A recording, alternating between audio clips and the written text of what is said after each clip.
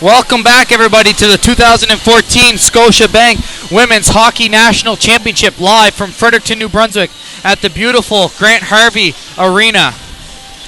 Tonight, the host team will make its debut as they will take on the Saskatchewan Huskies, who are 0-1 in this tournament so far. Nick Murray is alongside me. How's it going, buddy?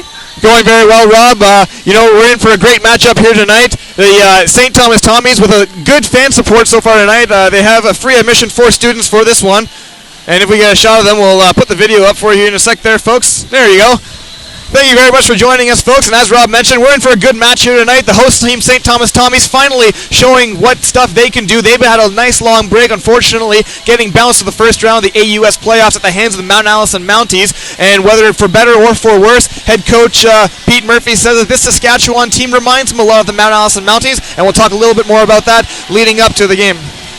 Good crowd here tonight, like Nick mentioned earlier. We had just over 1,400 for the game this afternoon at 2 o'clock.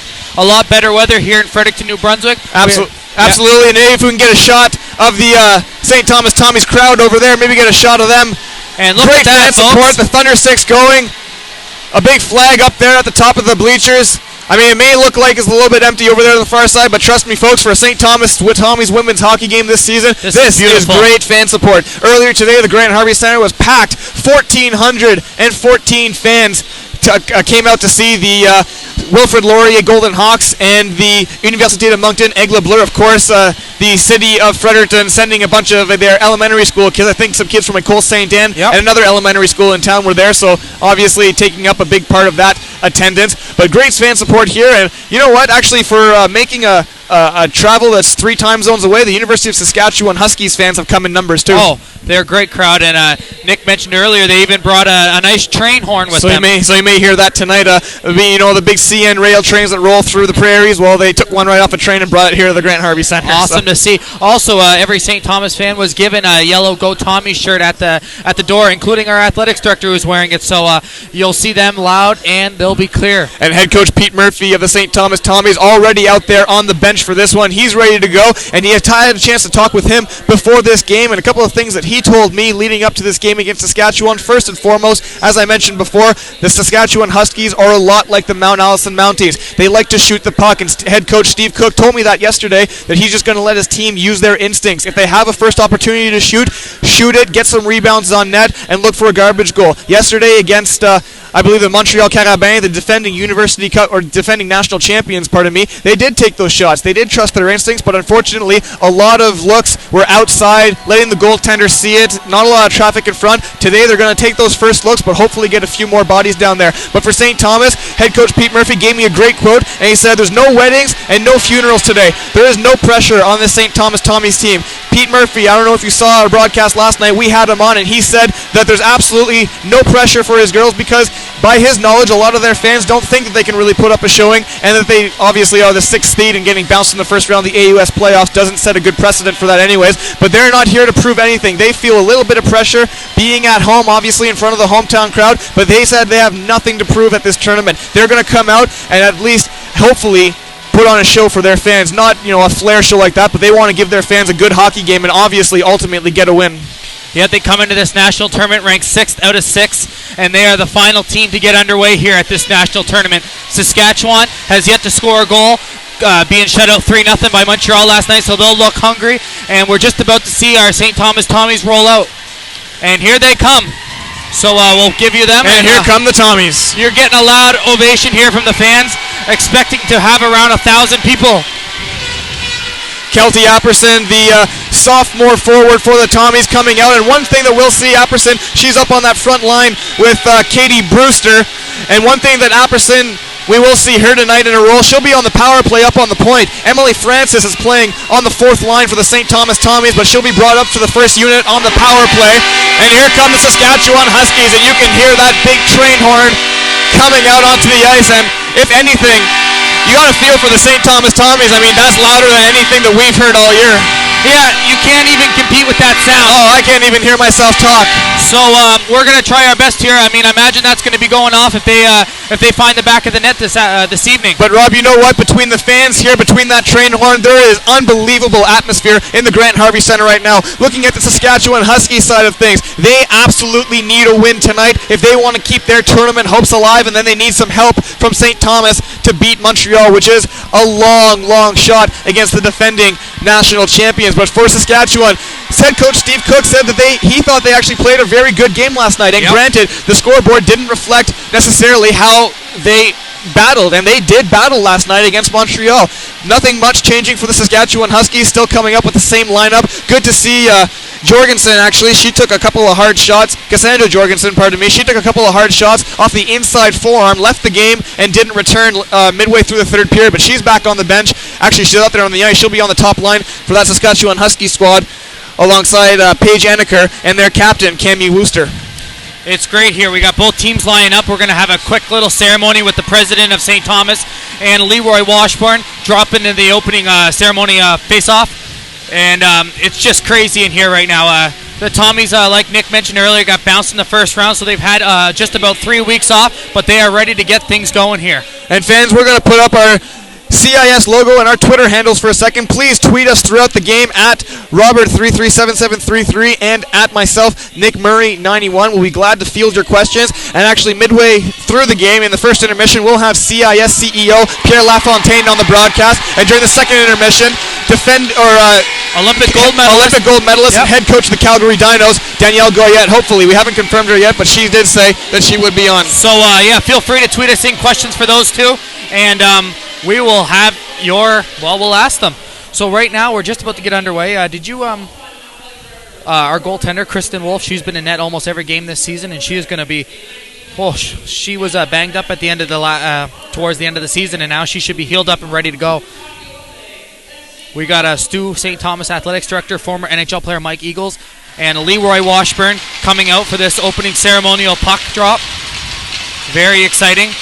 Wearing their nice Go Tommies Go t-shirts. You like those t-shirts, Nick?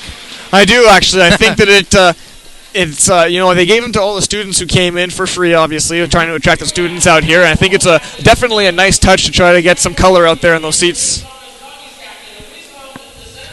Katie Brewster, captain for the Tommies, 5th year. This will be her final weekend of hockey as a CIS hockey player. As will Cami Wooster, the captain for the Saskatchewan Huskies out there, which is interesting because head coach Steve Cook actually in his pregame lineups had Wooster out on the top line, I believe, and she came off the bench for that one. So that is kind of interesting.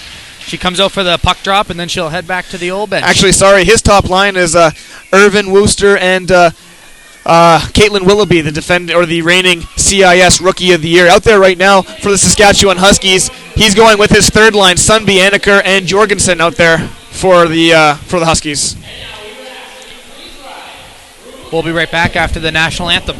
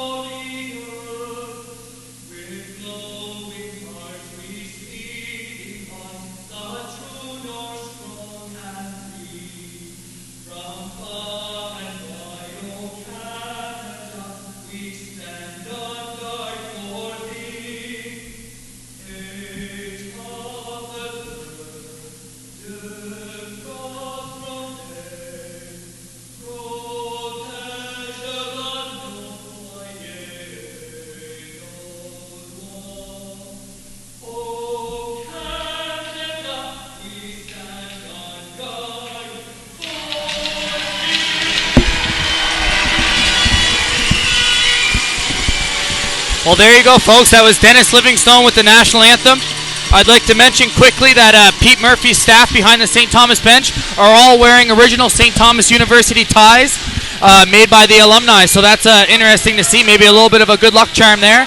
I bet if they squeak this win out, they won't be taking those ties off anytime soon. No, absolutely not. I mean, it's so good to see the St. Thomas Tommies. They look sharp and they look ready to go.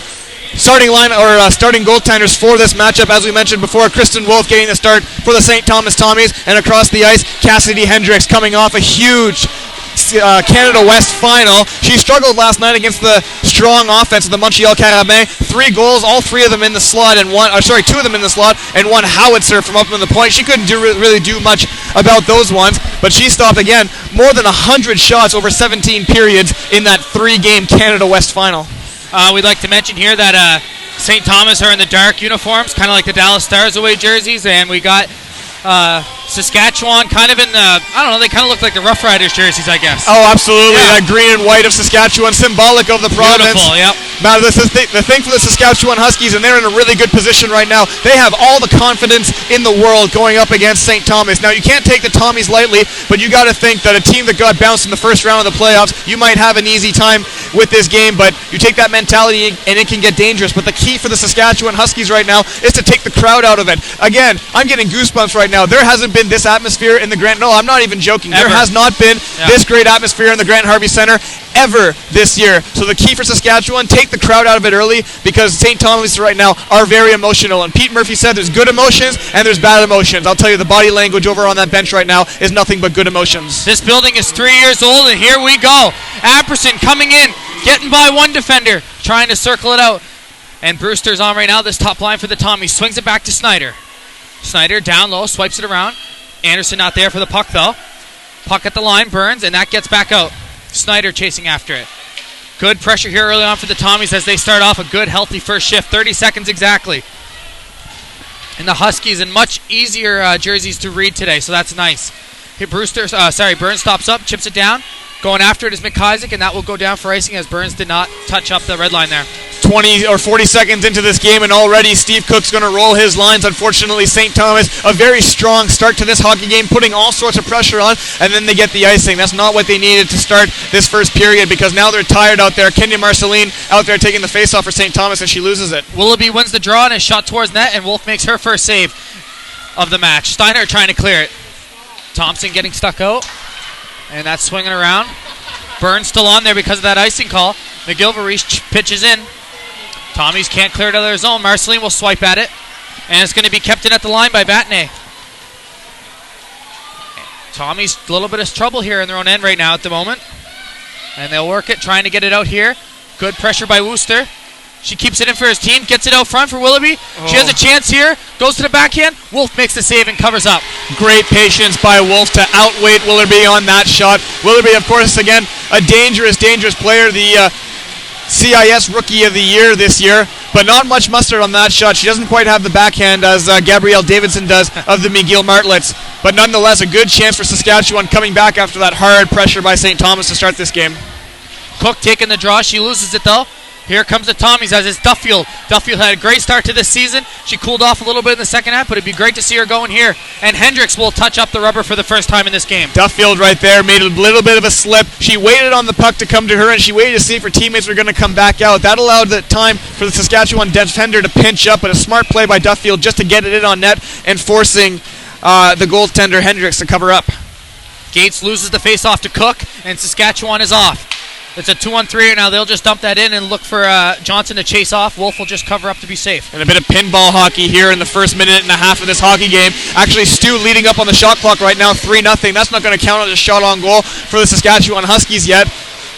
But you just see how the fans are into it right now. Scotiabank doing a great job supplying thundersticks there, as did St. Thomas with the Go Tommies thundersticks on their side of the ice. Yep, very good crowd so far early on. 2 minutes into this match. Tommy's looking to get it out of their own end here. Flinton keeps it in. Harris chasing after it. McTaggart getting her first shift of the game for the Tommies. Touches it up, and they're stuck at the line, and it will just get out. Dumped right back down. Chasing after it is McDonald. She'll backhand it. Can't get it to Francis. Has a good play by Flinton there to get a hold of that puck. Tommy's working it, trying to get away out here. That's Ryan right now. Flips it up. Scott will try it now to get it out. Scott banks it off the boards to McTaggart. And it barely just gets out as Ryan will chip that over the blue line. Sumby has it now for the Huskies. Swings it across to Cook. And that will barely get out again as the linesman takes a good tumble there. Oh, and McDonald went down hard, fell right on her tailbone down there as I think Jorgensen came back and took her out as she was sliding across the ice. A hard fall by McDonald, and she'll go right to the bench. Takes a seat. She seems to be all right, though. Slow getting up. But for St. Thomas right now, they have no scratches this game. I believe they're a little bit banged up, and you made the note, Rob, saying that they don't have a backup goaltender. I see one over there on the far side. I'm not sure. She's just not listed in the roster at the moment. But we'll get you her name. It's a turnover in the own end here. Back comes the Huskies here. It's Jorgensen, who Nick mentioned earlier was injured the past in the last game, but she is back and healthy and ready to go. That's what you do in a national championship here. Sumby swings it around the boards. Back to the line. And it does get out. The captain for the Huskies is on now. Wooster over to Flinton. Both captains are on the ice right now as Brewster gets her second shift of the game for the Tommies. Schneider chasing after it. We'll get to that puck first. Passes it over to Anderson. Nice little touch pass to Apperson. Apperson, Brewster catching up. It's a 2-on-1. Apperson shoots. Blocker saved by Hendricks. Brewster tries for the rebound and couldn't shovel it in. Hendricks makes a nice save there. As I'm not sure if Apperson got all she wanted on that shot, but that was a great opportunity for the Tommies.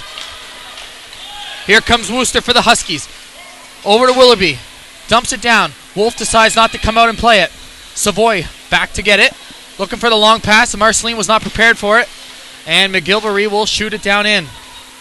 Oh, it's been a fast-paced action here in the first 3 minutes and a half. Shots 3-1 in favor of the home squad, the Tommies.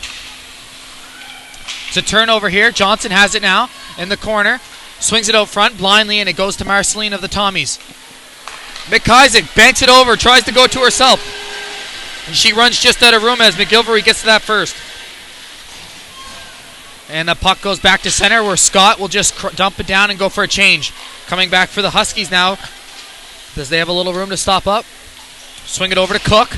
Cook has trouble banging it in. And Scott will try it again. Down to Miller. We're seeing Jordan Miller, for the first time today. As she was one of the top goal scorers for the Tommies this season. Scott keeps it in, shoots right off of one of the Huskies. Gates has it now. She'll try a shot. And Hendricks makes an awkward save there and lets it go. I'd just like to point out real quick, we are actually on the guest side of the scoreboard tonight, as we are ranked lower than Saskatchewan, so the shots are 3-2 for Saskatchewan. Okay. So just noted. Down low, Hendricks plays it out, and Tommies go for a line change. Johnson. Burns will just punch it back in, but that would have been an offside, so McTaggart has to touch up. And she's back in on the forecheck. Nice touch pass up to Herner. And it's a turnover. Here comes Francis. 1, 2, 3, 4, 5, 6. That's too many men on the ice. There's six women on the ice. And no call at all. The linesman completely missed it. There were 6 players engaged. Both doors on the bench were closed. And a lucky break for the Saskatchewan Huskies. 6 women on for an easy 5 seconds there. And here comes back the Huskies as they're going to try to take advantage of that missed call. Herner now swings it out. McTaggart can't find it. She loses it in her skate. Tommies will clear it. No, Flinton keeps it in with a skate. Good play by Flinton at the line. Ryan now, cross-ice pass. And Emily Francis has it now. She's 1-on-3. She'll take the shot just wide as she will head off for a change. Oh, good pace here so far in the first 6 minutes of the game. Steiner causes a turnover. She goes around the net, has Anderson out front, but banks it off the side, the back of the net. Anderson back to Steiner. And Flinton tries to flip it out. Savoy keeps it in, though. Nice play. She'll shoot. And a pad save there by Hendricks. And the shots are now equaled up at 3. Brewster now pinching in. She has been playing great so far early on. Anderson gets rubbed off against the boards. The ref's letting some things go. Nice to see. Steinert has a little bit of trouble. Fans on it. Tries it again. Oh, and there will be a penalty here for the Huskies. The arm goes right up and down there. Kelty Apperson drawing a call. Brooke Much getting a little too physical, and the Huskies pinned down in their own zone, stretching and looking for some sort of spark offense. Cross-checking will be the call. But a couple of things on that long sequence. First off, the 2-on-1 by Apperson and Brewster. Great confidence for the St. Thomas Tommies to be able to come out and do that. Then later on, they pin Saskatchewan in their own zone. The momentum is with St. Thomas right now, and if they can get a goal here, this crowd will go absolutely bananas. Their first power play of the tournament. Apperson takes a shot, steered aside by Hendricks. Good rebound control by Hendricks right there, and an even better one earlier. Yesterday, Rob, you mentioned that she didn't seem to want to freeze the puck. We saw that a couple minutes ago when she gloved it down and just dropped it down in the slot, so maybe a little more crashing from Stu on the goaltender, and we might see her maybe freeze a couple more of those. Brewster wins her second straight draw. It's towards the net. Anderson takes a swing at it, and I think Hendricks steered it aside. Apperson holds the line. Gets it down. Huskies trying to clear it. And they will. So 20 seconds gone in that power play. Good shot selection by Steinert right there. So much traffic in front, and she just kept it along the ice looking for a tip. Steinert misses everybody, and that's going to go down for icing. Tough break. Fortunately, just as I say that, Steinert misses the ball on that pass there. But St. Thomas coming out flying in this first period, obviously feeding off the crowd and the excitement. But the problem with this here is that, again, for better or for worse, you can't get too excited and start breaking down defensively and giving those open chances. They haven't so far yet, but again, that confidence for the St. Thomas is exactly booming right now, and that's just what they needed to start this game. It doesn't look like they've been off the ice for 3 weeks, does it? No, certainly not. Here comes Brewster, the captain for this team, who was instrumental this season in getting them in a strong position in the AUS. Oh, it's a little bit of a collision between McIsaac and Flinton down low. Huskies look to clear it. Scott pinches in, holds it. Nice play by Scott. And then she ends up losing it again, and that puck will get out to right to the end. McIsaac's lucky that she didn't get a slashing call on that one. She two-handed the Saskatchewan defender and actually took her down in the process. Maybe a makeup call for the missed too many men. 50 seconds remaining on this power play, 12:30 in the period. Here comes Thompson. She drops it back for McIsaac. McIsaac has a little bit of room. Points are wide open. To Thompson. Back to the line. Winding up is Scott. Over to Snyder. Back to Scott. Down low. Tommy's working it well here. It goes through everyone. Back to Snyder. She swings it towards the net. Deflected just wide. Thompson has it again. Leaves it for Scott. Thompson and Scott switch. And they take a shot towards the net. Thompson will go on for a change. Not the best time to just skate off there, but she must have been tired. Snyder. Cross ice. Scott will just dump that down. 15 seconds remaining on this power play. 12 minutes remaining in the period. And that will just about do it for the Tommies power play, as they will end up going 0 for 1 here. A couple of decent chances nonetheless. And we are back to full strength as Much gets out of the box. You know what? That's okay for St. Thomas. Even though they didn't get a goal, that's exactly what they needed with confidence. And here comes Steinert again. Steiner over to Brewster. She takes a weak shot. It's not covered. Apperson takes a bag at it, and it flutters over. Oh, that was a good chance for the Tommies there as Hendricks could not cover it. Oh, it's getting crazy in here. Willoughby now brings it up to her captain, Wooster, and it will just be shot back in by Steinert. Shots now 6-3. Sorry. Quick shifts by the Tommies right now. They're rolling their lines really, really fluently. Yeah, it looks like Coach Murphy every 30 seconds or so here. It's great energy. Gates, every line is into this game right now. Gates takes a few whacks at it. It goes all the way back. Huskies to Irvine. Up to the captain, Wooster. Coming through the line. Wooster loses it. That could have been a great poke check by Duffield. Here comes Willoughby. And that is swung across. Puck bouncing around a little bit in the neutral zone now. Miller will just dump that down. Much, who served that first penalty, back on the ice now. Swings it over. Johnson has it now for the Huskies. A blind pass gets to no one, and Gates will just backhand that. We are just about at the midway point of this exciting first period between the St. Thomas Tommies and the Saskatchewan Huskies. The final game of day 2 here at the National Championship. Oh, Snyder can't keep the line. That will go all the way down. Wolf decides to play it. Oh, dangerous. Oh, jeez. And she almost poked that into her own cage there. That would have been a tough one. Johnson now has it for the Huskies.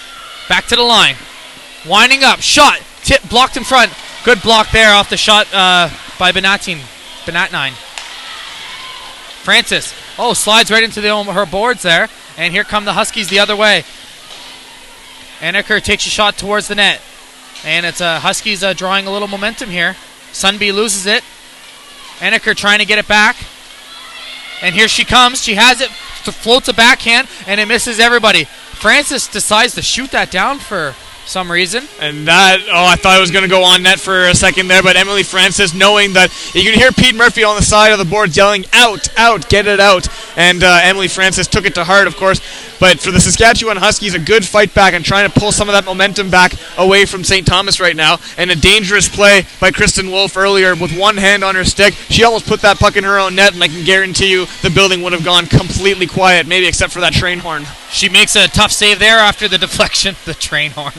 And that train horn has been quiet so far, so that's good. Here comes Willoughby. Dumps that down. Irvine chasing after it, but it goes to Burns. Amanda Burns, another Tommy playing in her final weekend of hockey as a CIS hockey player. Swung around the ice. McIsaac will get to that first. She has Thompson with her in the slot. Swings it back down to Marceline. This line has been together all season long, and they've contributed well to the team. Thompson over to Marceline. She getting hauled down a little bit there. She gets it back to her. She blindly backhands it. It goes right to Savoy, though. Savoy winds up, fans on it. McIsaac backhand. Marceline, what a save by Hendricks, as Marceline had a point-blank chance there.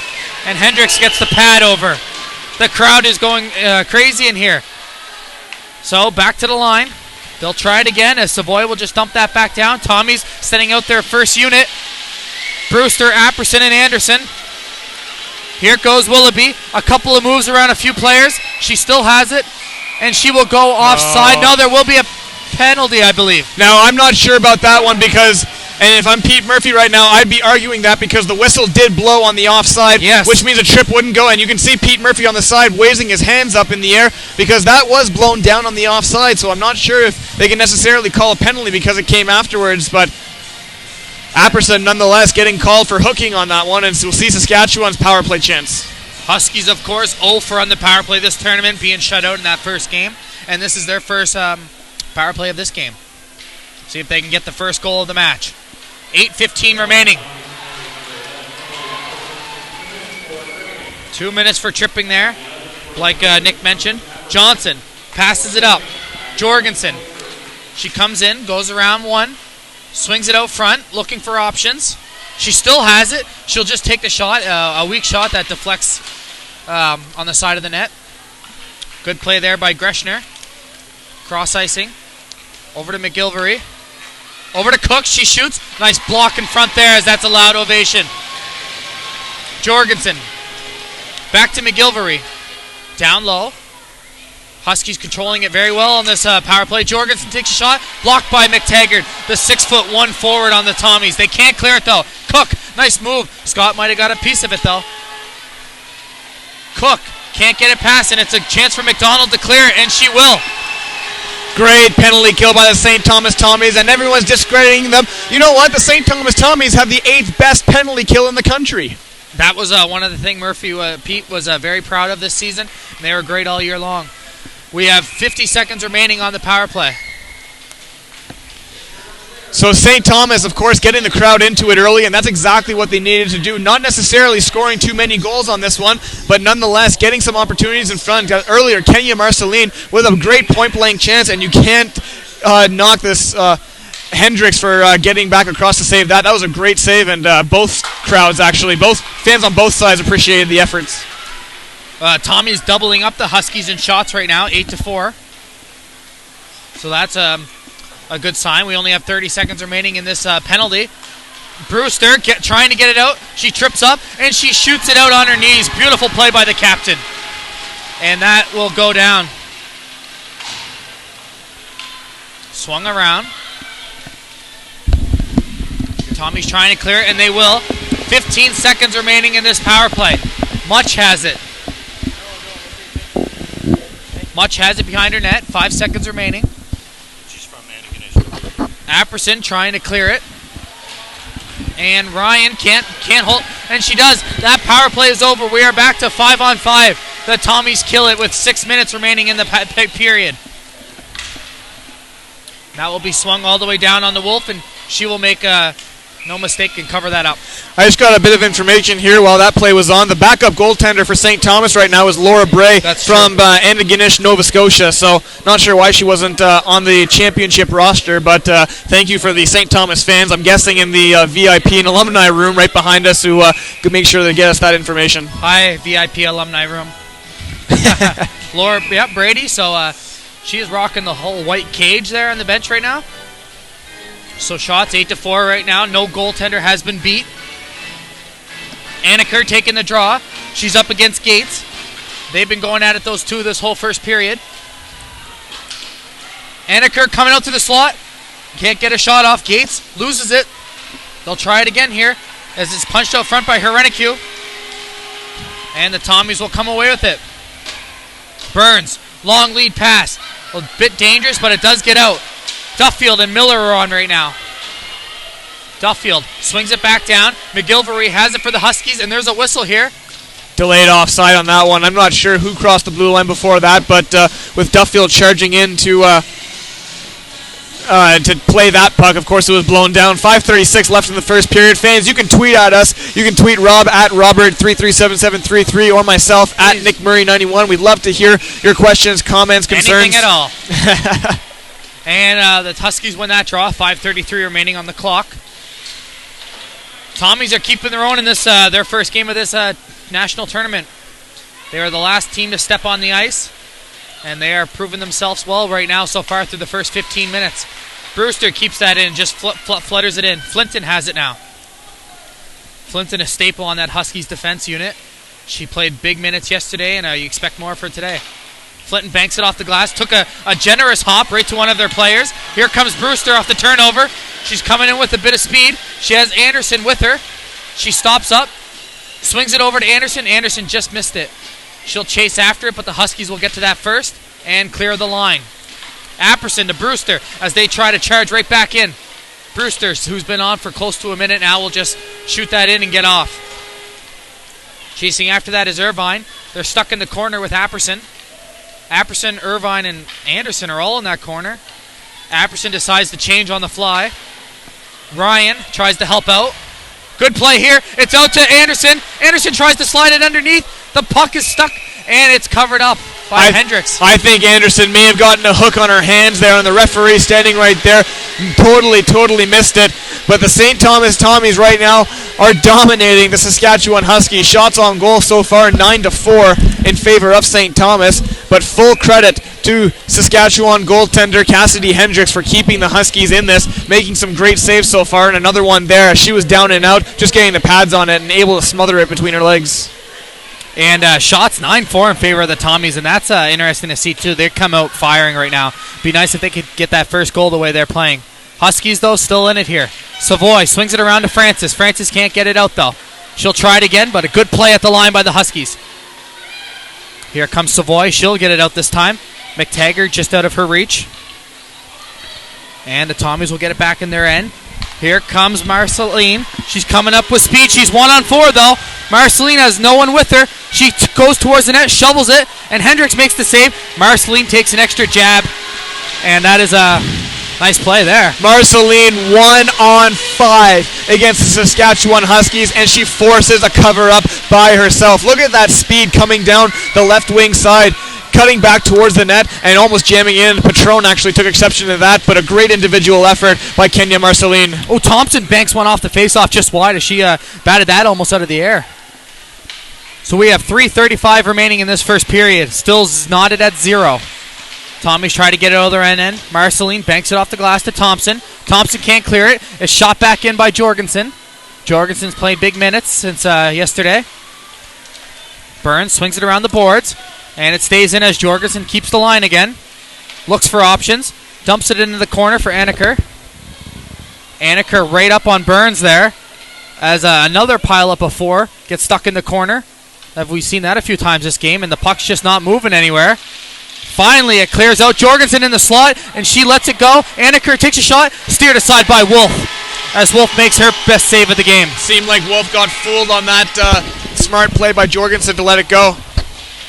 Tommy's missed that. Thompson misses the pass, and that goes all the way down for icing. I'm not sure. I thought Hannah McGilvery actually may have touched that up at center ice, but nonetheless, St. Thomas so far winning this period over Saskatchewan, but a good back and forth hockey between both teams. Saskatchewan getting some of that momentum back on their side with a good cycle in the St. Thomas zone, but the fans right now are into it, and until Saskatchewan gets them out of it, St. Thomas is going to stick around in this hockey game. Exactly. Cook wins that draw back to Flinton.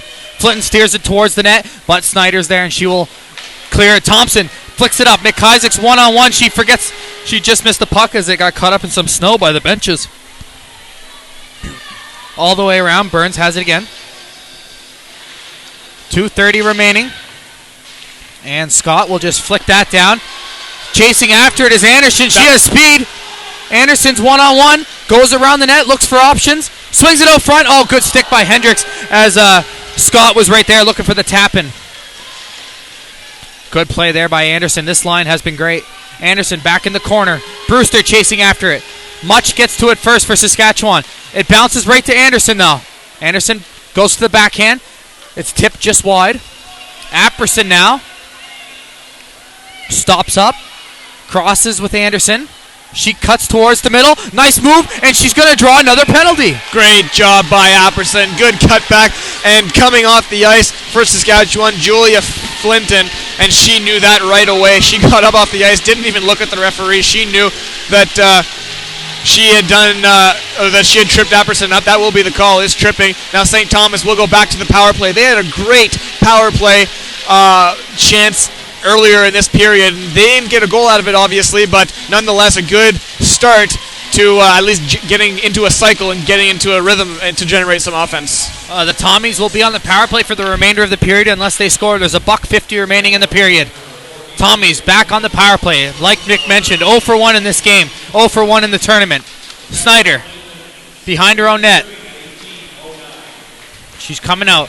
That Thompson, the second power play unit is on since the Brewster line was on while the penalty was drawn. Thompson, nice little move. Shot towards the net. Rebound. Oh, and McIsaac couldn't finish it. Snyder keeps it in. Beautiful play.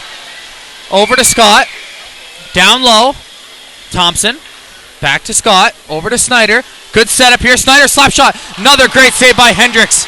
And Jorgensen will skate it up to center and dump it down the ice. You know, I've said all tournament long that the way you generate garbage goals is you put shots along the ice and make the goalie give up a rebound. That is exactly what the St. Thomas Tommies are doing. I think they've only had 1 or 2 of their 12 shots that actually went high towards the glove of the blocker. That top unit's on now. Brewster stops up. Passes to Steiner. Steiner over to Apperson. Down low for Anderson. Anderson gets hit from behind, no call. Anderson, back. Over to Steinert. Down low, no one there to get it though. Much will look to clear it. Good stick lift there as Brewster comes to help out. Sunby can't clear it either. And another play by Steiner to keep the line. The crowd was going crazy for that.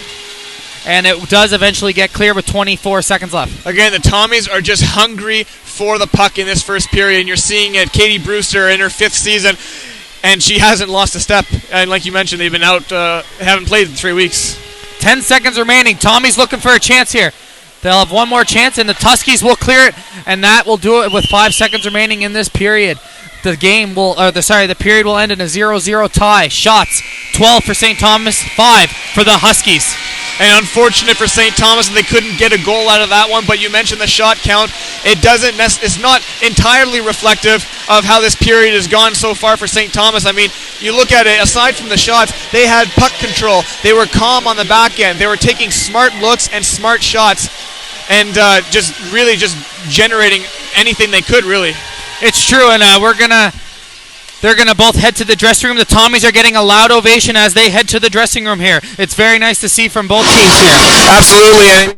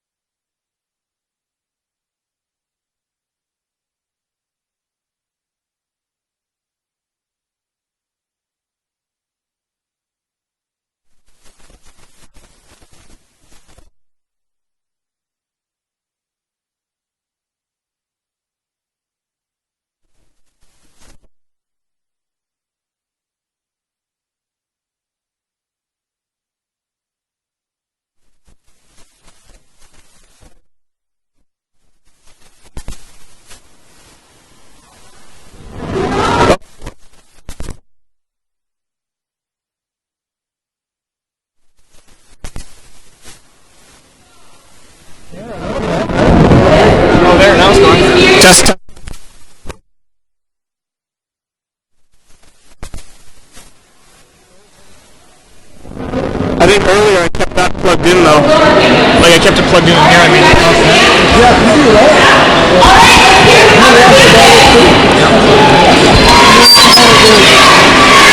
Test. Nope.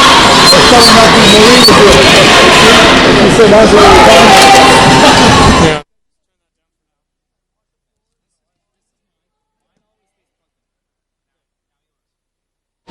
Test. Test. Test.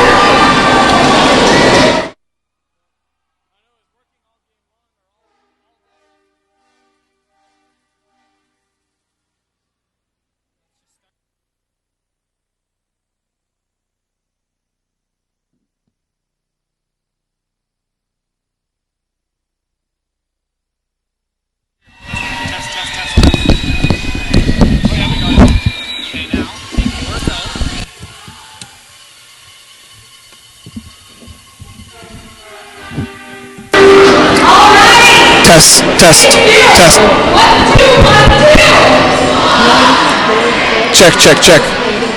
Yeah, you wanted to go right here. Check.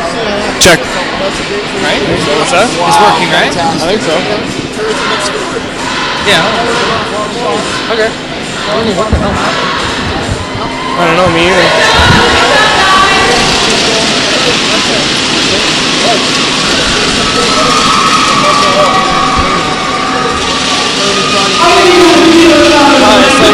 Look, it's like peaking. It's getting some of the volume somewhere else. I think it's just the sound. No, because it'd be down. Yeah. I don't know, man. Test. Out like that. Test.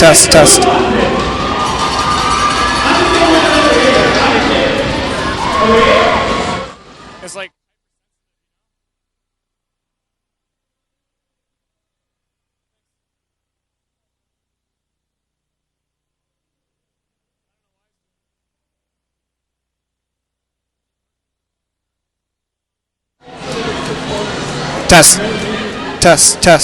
Test. Okay, it's working now. Is it? I think so, yeah. Mic check, 1 2 1 2. Yeah, sorry. What'd you do? I just turned it way low. I don't know if it's working. Yeah. Test. Sorry, fans. A bit of technical difficulties with the mics here, but now we're joined by CIS CEO Pierre Lafontaine. And Pierre, like I said before, quite a period between both teams.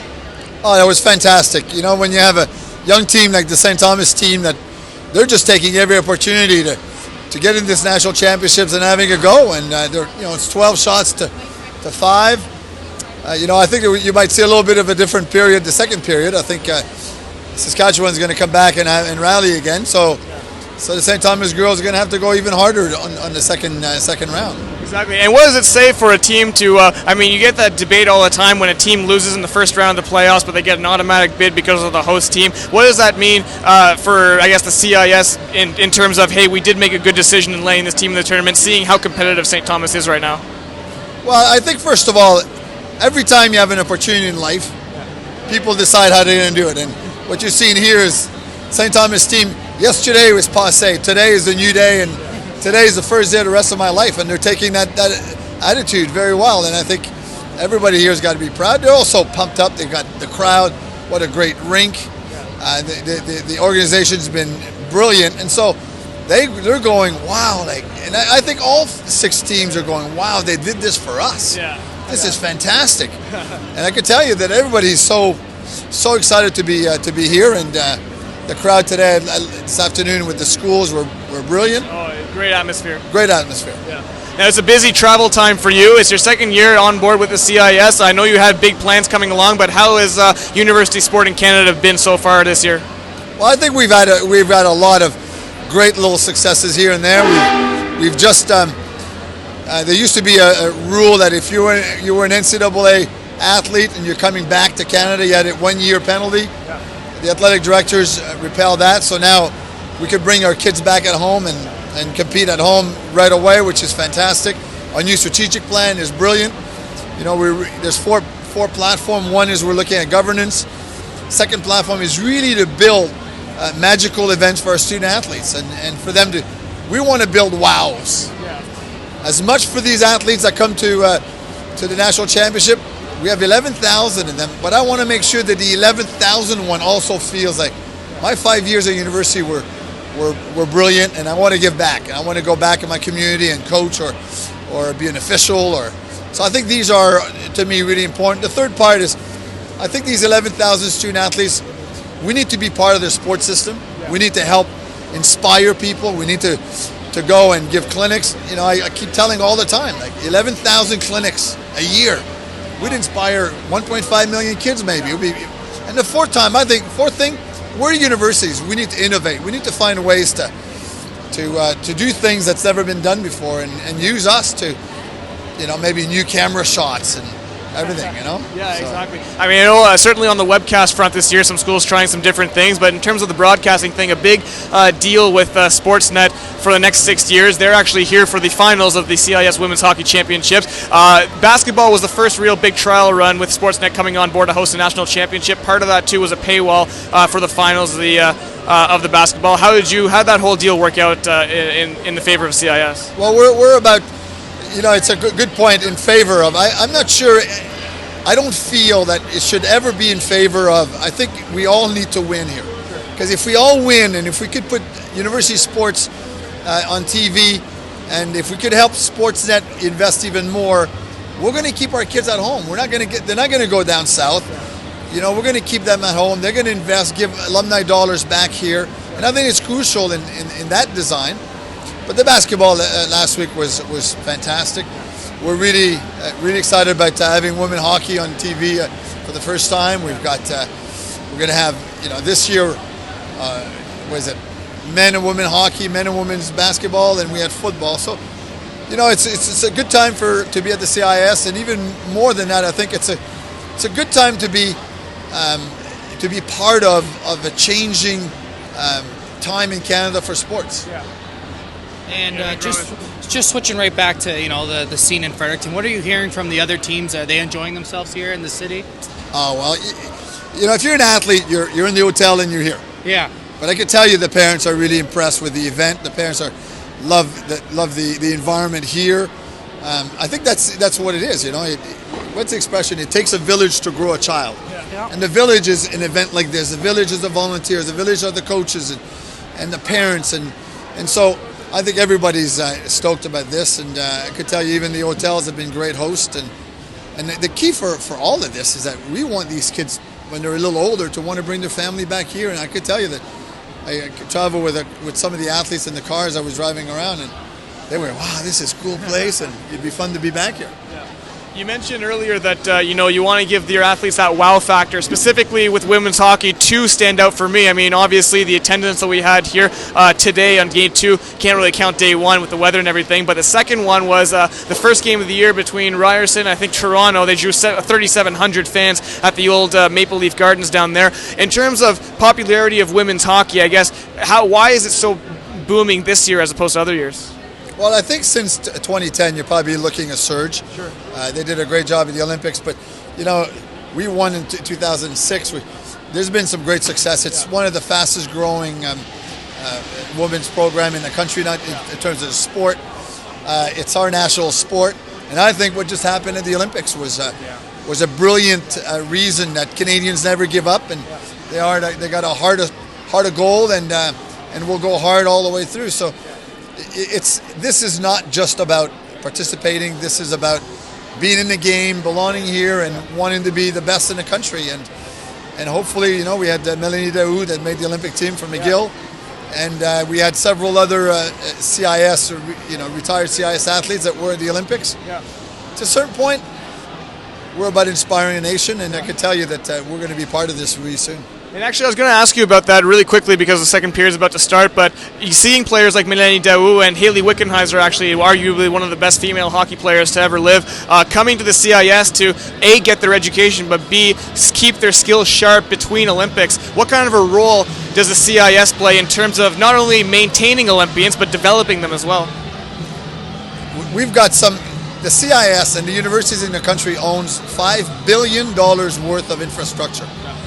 Most most Olympians have gone through some part, whether it's through a CIS coach, whether it's through a support staff like a physio or whatever on the international team, whether they were little rugrats that played at the rink or in the soccer field of university infrastructure. And so the university has a huge part to play in the Olympic movement, from grassroots all the way up to the top. And even here, I heard some of the alumni, some of the old timers, they play here and they love it. So the universities is a place not just about performance; it's about fitness, and it's about being part of what makes Canada such a great country. So yeah, I think I'm not sure exactly, and I'm about to calculate. I think we've got to be 70 to 75% of the Olympic coaches are also CIS coaches or came through the CIS system. Absolutely. So it's crucial. Now the other part I think is exciting for us is you have 11,000 student athletes. You can never guess numbers, but a lot of these student athletes will become tomorrow's parents. Yeah. They're going to be volunteers. They're going to be little league coaches. They're going to be the club presidents. They're going to fundraise for their clubs. And these are the people that are going to build our country tomorrow. So I think it's a good time to be at the CIS. Absolutely, and a good time to be here in Fredericton. Well, welcome to Fredericton, and thank you for coming back. And best of luck. I know you're going to Saskatoon next week, or basketball after this in Windsor, and then off to Saskatoon. A very busy time for you, but we appreciate you taking the time to speak with us. You know what? This is a special time for sport in Canada, and if I could help in any way, that's why I'm here. So.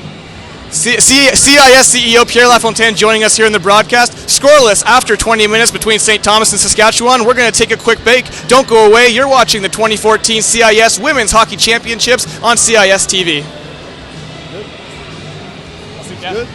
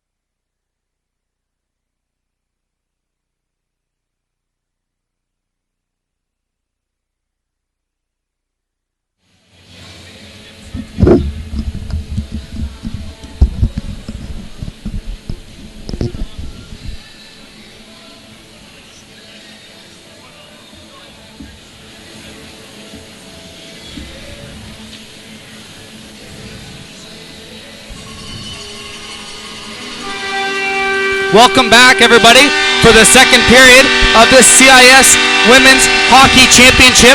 The game we got going right now is St. Thomas and Saskatchewan. It is scoreless after one period of play. Shots 12-5 in favor of St. Thomas. That train horn has rocked. I had my bottle of water in my hand, and it was just rocking that water and that table. Oh my goodness. Nick, can the Tommies continue that pressure they put up in that first period? Yeah, absolutely. And you know what? Having a 9-second power play might not hurt either. 9 seconds isn't a lot, but you know what? We saw the McGill Martlets score 6 seconds into the second period a little while ago. So we'll see. Oh, it's definitely possible you can get it down. It's 9 seconds left, but it's about 15 or so before Flinton's back actually in the play. So the Tommies can get something going here. The crowd is still rocking. Great interview in the first intermission. A lot of great things about the city and the country, and every team came to play in this tournament. They're waiting for the time to go on the clock. Appropriate song for St. Thomas. Started from the bottom, now we're here after years of struggles with this women's program, and it'd be great if they can get the first goal. And the ref takes a tumble again for the second time of the game. Anderson will just dump that down. And now the linesman got in the way over there on the boards. That's happened a lot this weekend. That's got to be figured out here. Brewster coming in, shot towards the net, and it doesn't quite get there. We are back to 5-on-5. Flinton is on the ice, but the Tommies control play. It's Anderson. Sorry. Oh, what a shot! And I think Hendricks got a piece of it with her glove, as Anderson was trying to go top cheese there. Oh, the Tommies continue right where they left off. Apperson now holding off some pressure, runs into the ref again. And Saskatchewan looking to clear. They're having trouble, though. Anaker, cross up there. McGilvery has lots of time, banks it off the glass. Not necessarily the best play, as that is just punched right back in by the Tommies. McIsaac will get to that first. Look for the wraparound. And she just could. And there'll be another penalty. Great play down there by Aaron McIsaac. Cross-checking will be the call against the Huskies, this time against Brooke Much, and that's her second penalty of the game, I believe. Yes, it is. I think she took the first penalty for Saskatchewan early in the first period. The same call, cross-checking against her. But St. Thomas going right back to the power play, and they couldn't have started that period any better. What a chance in front by Anderson. Hard wrist shot, and a good shot selection, trying to go glove side right there. That would have gotten this crowd off their feet. Tommies win the draw, and they're back on the power play here. Scott, shot towards net, saved by Hendricks. Rebound. Oh, and I believe that was Duffield. No, Thompson could not put the rebound in. Great chance there. Marceline now. Oh, Scott holds the line. Not for long, though. It does get out. Thompson, good play there to avoid the 2-on-1 the other way. Swung all the way back on the Wolf. And a great chance down low for, I believe, Thompson, you said, was down there. She had the 5-hole open, but quick stick down there by Hendricks to shut down that scoring chance. Tommies now, 14 shots to the Huskies 5. We are a minute 30 into this period. And minute 20 left on the power play. Tommies trying to get out, get something going here. Marceline now, cross-ice pass. Oh, off the skate there of Snyder, and it took a bad bounce. Unfortunate bounce for the Tommies. They just need to regroup. They're trying to force it a little bit, and maybe it's the excitement getting to them, but they need to go back to what they were doing in the first period. Puck control and, calm defensive breaks, I guess. The top unit's back on. Brewster walking towards the middle. Cross-ice pass to Apperson. Over to Steinert. Steinert takes a shot toward tip. Oh, and just wide. Great tip there by Francis. Brewster now swings around one.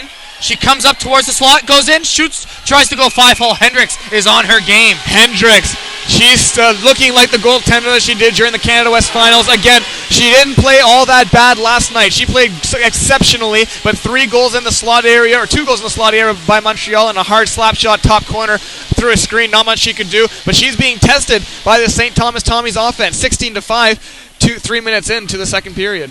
Tommies win that draw. Anderson has it, leaves it for Brewster. 30 seconds left on the power play. Brewster back. Cross ice from Steiner to Apperson. Looking for Brewster coming off the wing there. It goes to Apperson. 20 seconds remaining on the power play. Tommy's setting up quite nicely here. Just no shots towards the net. Steiner winds up. Shot high. Just misses. Apperson going back for it now. Looking for options. Swings all the way back. Nice stop there. Punches it towards Brewster. She gets it back. Tommy's get a little confused there as this power play will expire. Tommy's another great chance, and now we are back to 5-on-5. And Much coming out of the penalty box. A second earlier, and Saskatchewan would have had quite a good stretch pass going with her coming out of the box. Tommy's outplaying the Huskies right now, but it's a 2-on-1. Irvine over to Wooster. She has it. Wooster. Oh, and Wolf makes the save. Oh, Wooster just had to settle that puck down a little bit. A bit of a saucer pass, and it must have hit a rut in the ice. The ice a little bit warmer than it was yesterday. Temperatures getting up, I believe, above 0 for a little bit of the afternoon. So the ice, or you'll see the puck bounce a little bit, but Wooster, a great chance, and the puck just bounced on her off her stick. Wooster back out there to take the draw.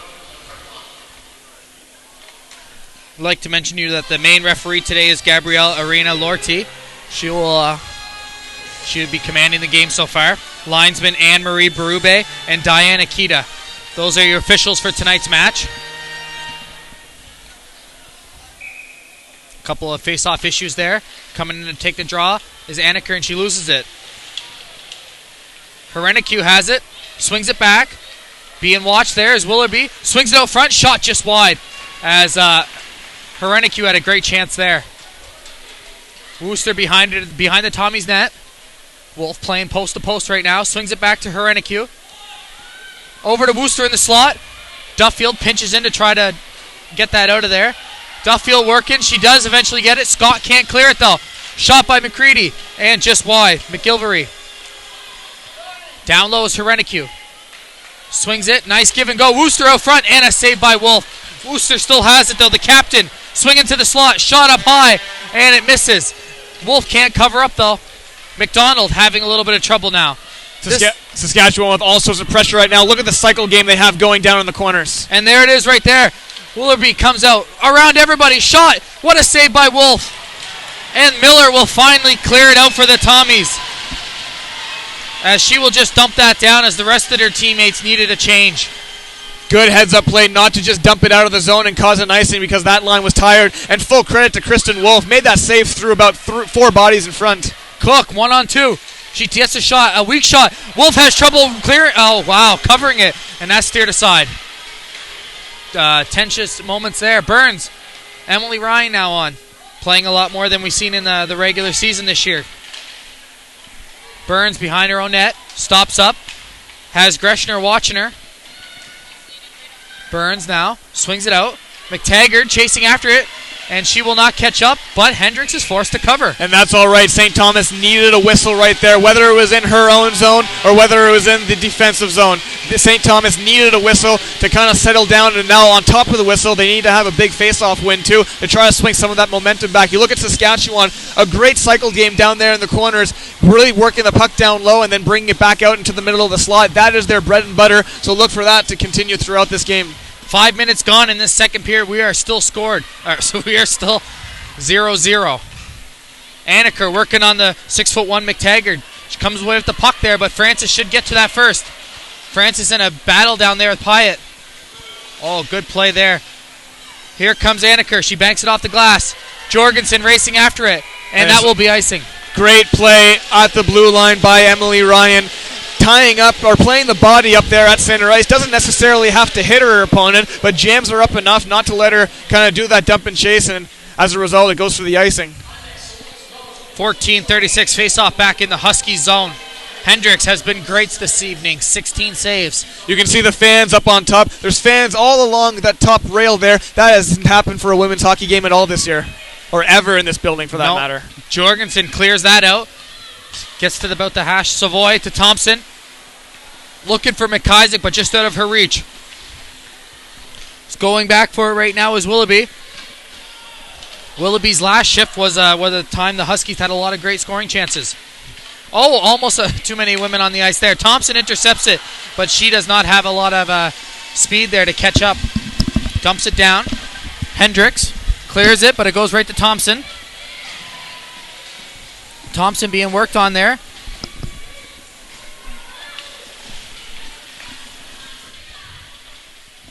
And the Tommies keep it in their own zone. Trying to get it out here.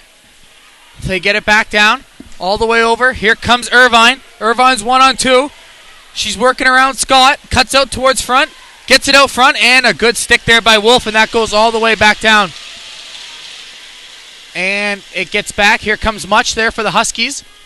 Huskies playing a lot better here now. But it's a turnover. Anderson, comes out front. Shot. Good save there by Hendricks. That line, Anderson, Apperson, and Brewster, creating another scoring chance here early on, as they had a good chance. 13:15 remaining in this second period. Brewster working on it down low. Coming out with it is Herenicu. And here comes Saskatchewan, and they will get it to center and dump it down. Burns, Apperson, touch pass to Brewster, just out of her reach though. And she will just circle that down. Huskies, no one can really get it going here through the neutral zone. Dobler, down low. Huskies trying to get out. Cook will just deflect that, and it's all the way in for Duffield. Snyder circling back in her own zone. Got to be careful there. Burns fans on it, and Johnson steps in on her. Apperson, good play there. She just muscles her way out of the zone. Puck deflected up. Greshner loses it, and Burns will just punch that in as well. Burns better be careful. She got caught. Here comes Greshner. Greshner scores! Oh, wow. What a shot by Greshner from the outside, and that's just bad angling by Kristen Wolf. I think she thought that she had that inside edge on the inside of that post there, but a little bit too far out of position, and Greshner just picked that top corner. What a great shot. Yeah, I think the first shot went in. Oh, yeah, no, absolutely. Oh, no, without question. It went down, and I'm pretty sure it went bar down, too.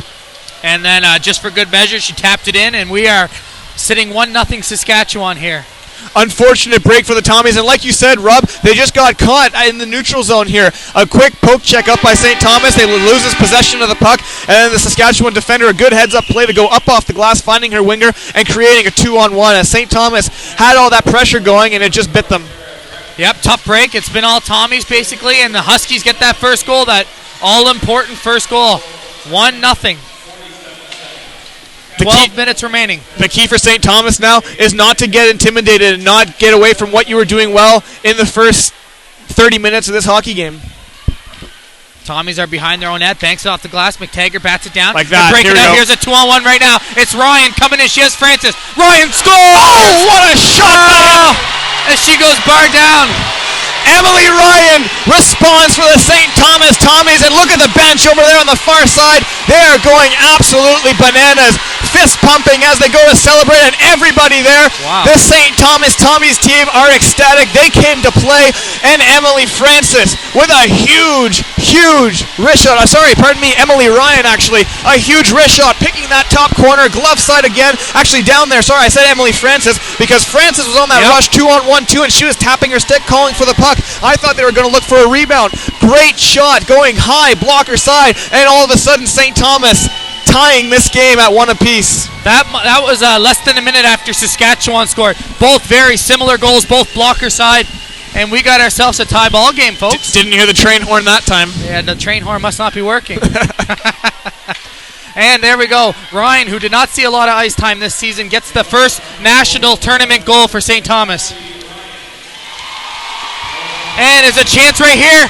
And that would have been offside. She's going to touch up, and that's offside. Emily Ryan had a tough year for the St. Thomas Tommies. She only played 9 games. She was hurt for the better part of the year. Didn't put up a point at all in the regular season in those 9 games. So she comes up huge in the national championship. And you can see on the bench for St. Thomas, they needed that goal and they needed it quick just to get back into this hockey game. Not only on the scoreboard, but mentally as well and emotionally. Giving up that goal the way they did with a hard shot like that, getting back into it like a hard shot like that was just, exciting.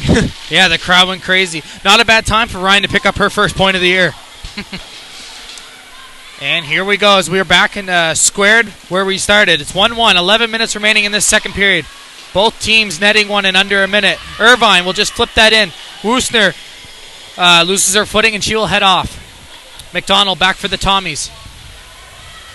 McTaggart made a nice play on that goal by Ryan too, as she just batted that down and flicked it up to her. And that, I believe that's the third line for the Tommies getting that first one. Cook goes for the backhand. Here comes Scott now. As a lot of people are losing their footing so far on this ice early on in this game. And it's a lead pass, and here comes Thompson. She has a little bit of room. Toe drag. Beautiful move. Oh, and she couldn't get the shot off. Nice little move by Greshkin there. Up to Johnson. Johnson cuts towards the middle. Shoots. Oh, nice shoulder save there by Wolf as they tried to go blocker side on her again. Or no, sorry, that was glove side. Steered her side there by Wolf. 10 minutes remaining. We are exactly halfway through this game. Brewster back on. Brewster to Apperson. Apperson cuts towards center. She has some speed, coming in with some speed. Goes around a few players. Still has it. Shoots towards the net. And a juicy rebound by Hendricks. But Anderson couldn't get to that. Some of the Tommies wanted a penalty there, and they might get one. And I don't know. I don't know if the whistle actually went, but maybe. I'm not sure why that play got blown down at all. I think maybe the goaltender may have gotten hit in the mask or may have gotten hurt. The referee's over talking to her right now. We're waiting, and Nick's right there. There is no penalty. Maybe just an honest mistake, I guess. And another whistle, as that linesman is signaling. Just looking at both of those goals, the common denominator between the two is 2-on-1 rushes and breakdowns in the neutral zone. Both of these teams have to be sound defensively not to give those up, because that is where this game is going to be decided by. Under 10 minutes now in this second period. Anderson, who's been hot so far tonight. Hendricks makes a nice stick save there. Could have been dangerous. Going back for it as much. Swings it around to Flinton. Flinton up to Jorgensen. Jorgensen takes a tumble there on the side of the boards. And Steinert has the puck. She wrist shots it. Blocked in front. And off to the races are the Huskies. Led by Anaker. She banks it off the glass all the way around the net. Poor shot selection by Steiner on that one. Steinert over to Apperson. Kept in at the line. Willoughby down low. She's getting pinched there by Brewster. This line has been on for a while. If Anderson can get it out. Here we go. Anderson over to Brewster. It's one-on-one. Brewster out of speed. She'll take a shot and get a whistle. And smart play by Brewster to force a cover up there as St. Thomas was gassed on that one. They needed a line change, and the captain Brewster delivering on that one. 8:52 left to go, and you see the shots right there. St. Thomas 21, the Huskies 13, but definitely not doesn't tell the whole story of how this game's gone. A very back and forth second period between these two teams. Ryan, McTaggart, and Francis line, their first shift since tying this game up. Ryan's back on the chase right now. Scott pinching in. Francis, barely keeps it in. Good play by her, but the Huskies retrieve it. Huskies look to come out of it, and they'll dump it down. Good stick there by McDonald, and she will bat it right back into the Huskies' territory. Hendricks forced to come out to play it. McTaggart runs in to Flinton. She's working on it right now. And here comes Dobler. Dobler has a little bit of room. Has Greshner with her. Cook will just bat that towards the end, and that will be an icing call. One linesman had their hand up, the other one waved it off. My mistake, the play continues.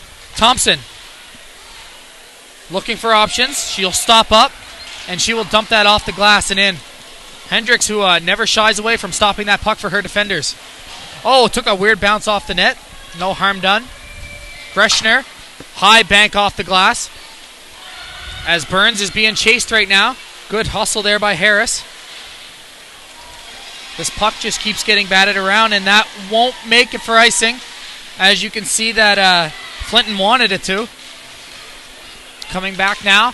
Right off the bench is the captain. Here goes Brewster. Every time she touches the puck, you hear an ovation from the crowd. A lot of it's a pretty physical game out there today. Brewster getting caught up at the bench there, and it will get back to center ice. McGilvery has it now. She will just backhand that in. Not a lot of great chances in the past few minutes for either team. Anderson flips it in the air. Apperson just out of her reach, and that's going to be icing. And just before the center line, too. Unfortunate break for St. Thomas. Going back to that line, or that goal by Emily Ryan. Again, she's on the line with Cassidy McTaggart and Emily Francis. That's the fourth line of the St. Thomas Tommies, but head coach Peter Murphy rolling all four of them equally in this game, similar to what Rick Osborne was doing earlier today with the the Wilfrid Laurier Golden Hawks. Just trying to get productivity out of his line and keep his lines energized. Tommies win that draw, but have trouble clearing it. It's kept in. Here's Woosner. Woosner cuts towards the middle, spins around a few players, swipes it behind the net for Irvine. This line has been great so far tonight. Irvine back to her captain, just out of her reach. McGilvery pinching in. Gets caught up there in the corner. Good pressure here by the Huskies. Swung towards the net. Easy save by Wolf. Apperson can't clear it, and it's kept in by Irvine. Irvine has it now. Shot towards the net. Blocked by Brewster. It's in Apperson's skate, I think. Snyder will wrap that around the boards. Still not out. Here's Woosner again. Has room again. Swips it for Dobler. Dobler dumps it into the corner. Chasing after that puck was Willoughby. Here she is now. Her line mates are changing on the fly. Down to Irvine. Cook has come on for Woosner. Cook has it now behind the net. Swung it out front. And just missed. But it goes all the way back to the line for Patron. And Wolf finally covers up. St. Thomas has got to be careful not to get caught down low, tracing around the Saskatchewan Huskies behind the net. One thing Peter Murphy said that the Huskies do, similar to Mount Allison, is that they're sneaky. If they'll get the puck down low, try that cycle, and then the defenseman will pinch in back from the end looking for that shot back door. The wingers aren't picking it up right now, and St. Thomas have to be aware of that. Much will just backhand that in. And the Huskies are still controlling the play. And that puck hits the side of the post. Going back for it now. Nice little play by Greshner. Down low for Johnson. Tommies can't get it out as it's kept in by Greshner again. Greshner, Cook, and Johnson forcing a lot of havoc in the Tommies' end, and it's going to come to a penalty with Cook, though. So St. Thomas going back to the power play yet again, fourth time in this hockey game. 0 for 3 so far, and head coach Steve Cook not even arguing that one. This time the culprit is number 21, Candace Cook. No relation to the head coach, I don't believe. But nonetheless, St. Thomas has got to generate something on the power play. They've had great puck movement so far in the first 3 chances. They just got to find traffic in net and find a way to beat Hendricks down low. 0 for 3 on tonight's power play. Power play and this game brought to you by the New Brunswick Sports Hall of Fame. 5 minutes remaining in the period. 1:44 in this power play. And it's swung all the way back into Tommy's end. 21 the shots for St. Thomas, 15 for the Huskies, as it's the first time these two teams have met this year. Apperson over to Francis. Walks in, gives it to Anderson. Anderson shot, rebound! Juicy rebound for Brewster, but doesn't. The shot gets blocked. Irvine coming short-handed the other way. Skating real fast. Steiner sticking with her, though. Irvine centers it, but Apperson gets a stick in the way. Thing there for Steiner is smart not to take a penalty while you're on the power play. And here comes Apperson. Has Francis with her. Nice little move. Gets around one. Oh, and misses the short side. Marceline coming off the bench. Gives it back to Apperson. To Scott as the Tommies are changing. Scott gets a shot and just wide of the net. McIsaac turns it over there and it's dumped all the way down. Close call by Apperson going inside out. She's got crafty hands. Look for her to be creative late in this game, and the more excited she is, the more creative she is. And the thing with that is that excitement not necessarily a bad thing for Kelty Apperson. Thompson can't hold on to the puck, and Anneker gets it. 30 seconds remaining on this power play. Tommy's currently 0 for 3 on the man advantage. Banked off the glass by Thompson. Hendricks coming out to play it. No, decides to let it go, and that was a good decision as the Huskies come out with it. It's a little bit of a break. It's a one-on-one as Willoughby has it, and she just dumps it down. Good penalty kill there by her. Anneker now in the corner. Killing some precious time here. 5 seconds on the power play. 3:20 in the period. As the Tommies are going to go 0 for 4 on the night so far on the power play as Cook re-enters the game. Looking for, a lead. They flip the pass. It gets to Francis, though. Francis will just flip it again back into the Huskies territory. 3 minutes exactly left as the both goals have come in this period. Coming with speed now. Oh, nice stick there by McTaggart. Will she be able to catch up to it? Francis now has it. McTaggart's stick gets knocked out of her hand. She wants a call, and she'll have to skate off to the bench as the Tommies had a decent scoring chance there. Great chance in front by McTaggart with that long reach of hers, knocking the puck free and creating another scoring chance for St. Thomas. Steinhardt back to get it in her own end. She's played well on defense tonight. She tries to skate back Woosner, and Woosner is going to take a penalty. Brewster now coming in. Wolf to the bench, 6-on-5. But the Huskies touch up, and we are going back to the power play for the Tommies. And Cammie Woolster, the captain of the Saskatchewan Huskies, kind of looking back at the referee on that one, and she knows that she did it. She just kind of I know what she tried to do. She tried to angle off the St. Thomas defender, but a little too hard while doing it. Maybe dipped down her shoulder a tad, but St. Thomas, you can't keep giving them these opportunities. Eventually, they will bite you. St. Thomas, again, not the greatest power play in the country in the regular season. I believe they're 14th or 15th, looking at my notes here. 29th, actually, in the country at 9.8%. But, I mean, you give them 5, 6, 7 chances, eventually that 9% will get you. They got to get one here, or you can expect Murphy to be saying stuff in the intermission. So the captain, Woosner, gets the penalty. The Tommies are back on the man advantage. 2:10 remaining in the period and 1:50 remaining in the power play. So the Tommies will be 5-on-4 here for pretty much the remainder of the period. Here comes Brewster, who's had a couple of great chances to put one past Hendricks. Francis can't hold on to it, and the Huskies will get it out. And Greshner is chasing after it. She has it now. Apperson back, and nice little stick to get it back. Apperson to Francis. Francis looking to just get it in the zone. She'll flip it to the corner. Anderson, instead of going after it, will go for the line change. No, she's offside. Oh, my mistake. She is offside, which hurt them a bit. Oh, dangerous looking 150-foot shot there. Snyder, back to Marceline. Tommy's trying to set something up with a minute remaining in the power play. Marceline going all the way around the net, still has it. And she will just set it back up to Snyder. To Scott. Scott, not the greatest pass there. She's trying to find Marceline on the side. And it will be punched out by Flinton. St. Thomas, their last power play chance wasn't as crisp as their first three, and this second one's not much better. They're not cycling the puck as well as they were before, not getting their tape-to-tape passes as they were, and then turning the puck over on top of that. And Saskatchewan have had a couple of 2-on-1 breaks shorthanded, which isn't what you want. Here comes Thompson. She loses the puck as she enters the zone. 20 seconds left in this power play, which means only 40 remaining in the period. We are tied up at 1. Scott having trouble behind her own net. Gives it to Ryan, the goal scorer for the Tommies. And there's going to be a penalty to St. Thomas. So you take so many, eventually you got to give one up, and unfortunately this time,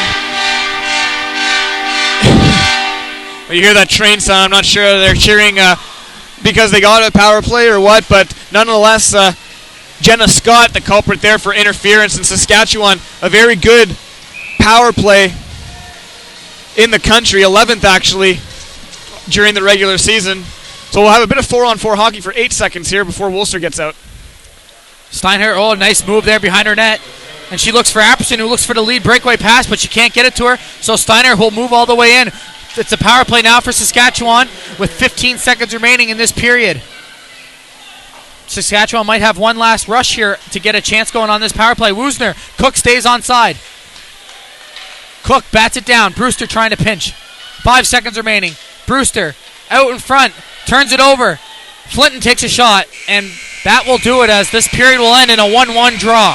Strong period from both teams, very back and forth, but the problem with St. Thomas right now is not necessarily getting those power play chances. Their first 3 power plays were spectacular. They moved the puck well, they got good chances on net, and they got traffic in front, but those last 2 just seem to be running around.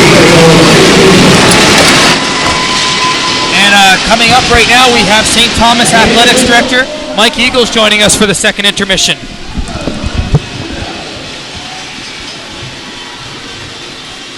Right here, Mike.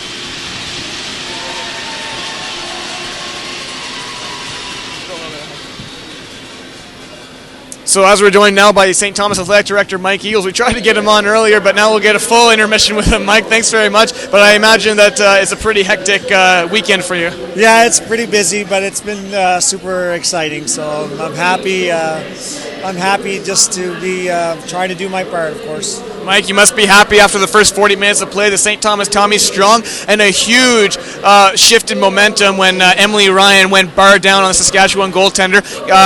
Probably you can't respond any better than that. How proud are you of the girls for the effort they put out in the first 40? That's been a fantastic effort from all the girls, and of course they're spirited on by the great crowd we have here tonight and the great support they're getting. But in some ways, the goal by Saskatchewan was a little bit.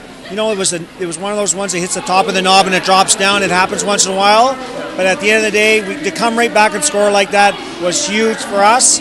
And of course, we've had some great chances. I mean, Saskatchewan's had a couple shifts where they've been in our end a little bit, but for the most part, we've been having more of the better chances. So I'm really pleased tonight, and the girls are playing fantastic. I'm not sure if you saw the celebration on the bench after that one, but not just the usual high fives on it. A big bear hug on the bench. You saw the emotion from this team. How much of a confidence boost is it for them to be able to compete the way they are against Saskatchewan at the national tournament? Well, it's huge for us right now to be able to be real strong in this game against a very good team. It means a lot, and hopefully the girls will keep getting stronger and stronger. And it's great to see the passion. We had a great speaker the other night in David Scott, and he talked about the passion, play with passion, and to see that kind of emotion on the bench. That in that instance was fantastic. And not only passion, they're playing with purpose and pride as well. Pride in front of the fans that came out to join them. How awesome is it to see all the green and gold colors out here, more so than you had in the regular season? Oh yeah, it's fantastic. We couldn't be happier, and we're really happy with the students here tonight in the community. And of course, there are a lot of people coming from out of town, and people that really are really appreciating how good the female game is. It's fantastic. And speaking of the female game, I know that you're involved with a lot of other sports at St. Thomas, but specifically for women hockey, I know you guys try to get out in the community to give away tickets. What kind of an impact does a tournament like this have on local hockey among women? Well, we've said from the get-go, I mean, obviously we wanted the tournament to be a success and that everybody would have a fantastic time. But it's both the legacy of this tournament is about the advancement of female hockey. We really, really wanted to connect with all the female players in the community and get them out to the games. I mean, you see, we have a club team here from Cape Breton University. We have midget hockey showcase going on at the same time. And this has been about the advancement of female hockey from day one, and it's been fantastic. That showcase you were talking about, I think you said about 43 midget players from across the Atlantic provinces coming together for the showcase of scouting, kind of like a combine almost, for the CIS coaches who are all in attendance this weekend. What was the reception after the event this morning? Oh, it's been great. I mean, we've got a lot of coaches here. Our big event for the showcase is tomorrow. The girls had 2 practices, 1 practice and a 4-on-4 session today. This evening we had a hot stove that had 4 people, 4 panelists. We had Brenda Andrews, who's the commissioner of the CWHL, the Gary Bettman of the CWHL, so to speak. We had Stacey Wilson, of course, who we all know, with 4 gold medals in World Championships and an Olympic silver. We had Lukey Nussbaum, who played for St. Thomas, an Olympian, and we also had Stacey Colarasso from Laurentian University, of first-year CIS program. So we had a great discussion. The girls, it was amazing. The girls, you could hear a pin drop in that room when people are talking. They were very interested in what was going on. They asked very intelligent questions about hockey, the future of women's hockey, and the path that they might possibly take. It was really an amazing event we held from about 5:30 to about 6:15 tonight. It was awesome. Sorry, but you mentioned the questions. I guess what really appeals to them to playing CIS hockey? Well, the thing is, for CIS hockey, it's the highest level you're going right now, at the amateur level, and then beyond that, and that's why we wanted to have Brenda Andrews there. There is something after CIS, right? So the things about what they talked about was how important the education is, finding the right education fit for you, finding the right fit for you in terms of the social, which means large city, small town, large campus, small campus. All those things are very important.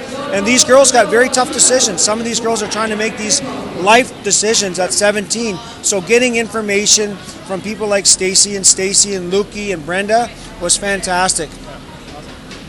I saw a lot of the girls earlier from St. Thomas and other teams getting a couple autographs from like Danielle Goyette down there. Do you think just seeing her motivates the Tommies before the game?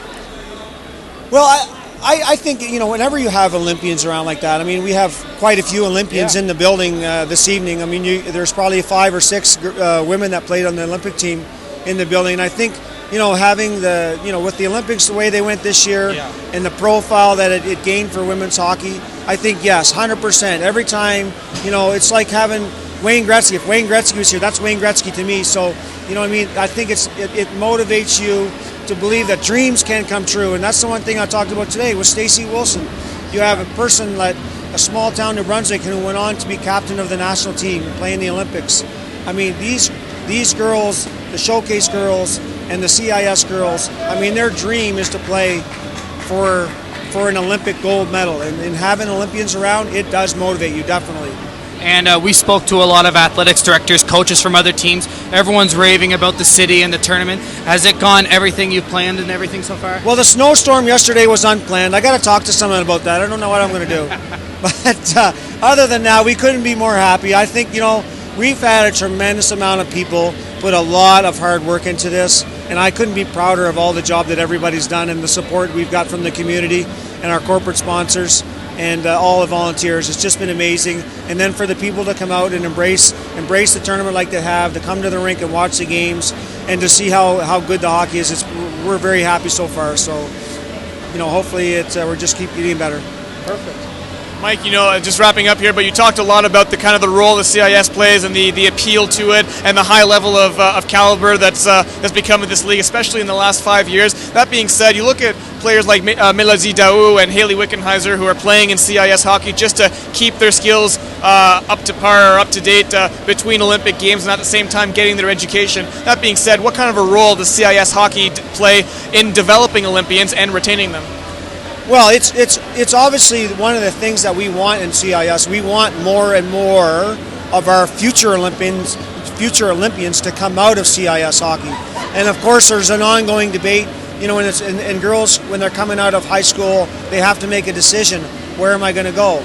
NCAA, CIS. We want them to stay in the CIS. There's been a program developed by the CIS. It's called the Women's Hockey Pilot that is targeting to try to make sure that we keep more and more of our future national team players in the country and to develop them in CIS programs. So it's something that is definitely on the radar of the CIS, and it's a goal of ours, but at the same time, our programs are all run. We have to run our programs the best we can, and hopefully build strong programs and make sure that we have the foundation that when the girls come to our program that we can develop them into not only good hockey players but good citizens. And 6 great programs being showcased so far tonight, or this weekend. 2 of them on the ice scoreless after 40 minutes of play. We'd like to thank St. Thomas Athletic Director Mike Eagles for joining us on the broadcast. Always a pleasure, Mike. Thank you very much. Well, no problem, Nick. Every once in a while, I love to correct journalists, okay? It's not scoreless, it is tied. Pardon me, it is tied. Sorry. I was thinking back to the other. Okay, no problem. Tie game after 40 minutes. Doesn't happen very often. Tie game after 40 minutes from the Grant-Harvey Centre in Fredericton, New Brunswick. We'll take a short break. Please join us for the third period coming up next. You're watching the 2014 CIS Women's Hockey Championships on CIS TV. Thanks, Maggie. That's a good interview, man.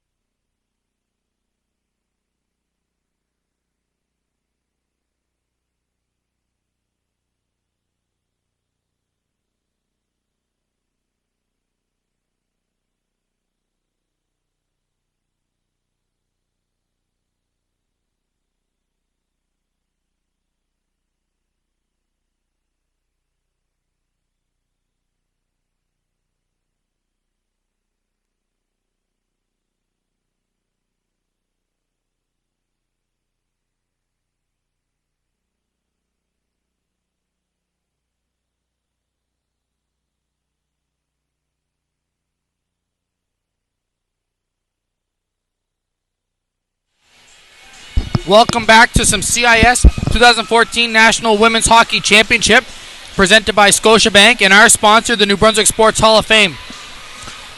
Very pleased to have you guys with us. We are tied at 1 right now, heading into the third period. Tommy's shorthanded, Nick, to start this third period.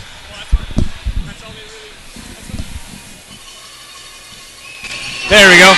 That's all the Tommies really need to do, Rob. Sorry, my mic wasn't on there. But they need to get through this first 3 minutes of the period. They've come out strong in all 3 of their periods so far, but they haven't been shorthanded. They need to buckle down and watch that back door by Saskatchewan.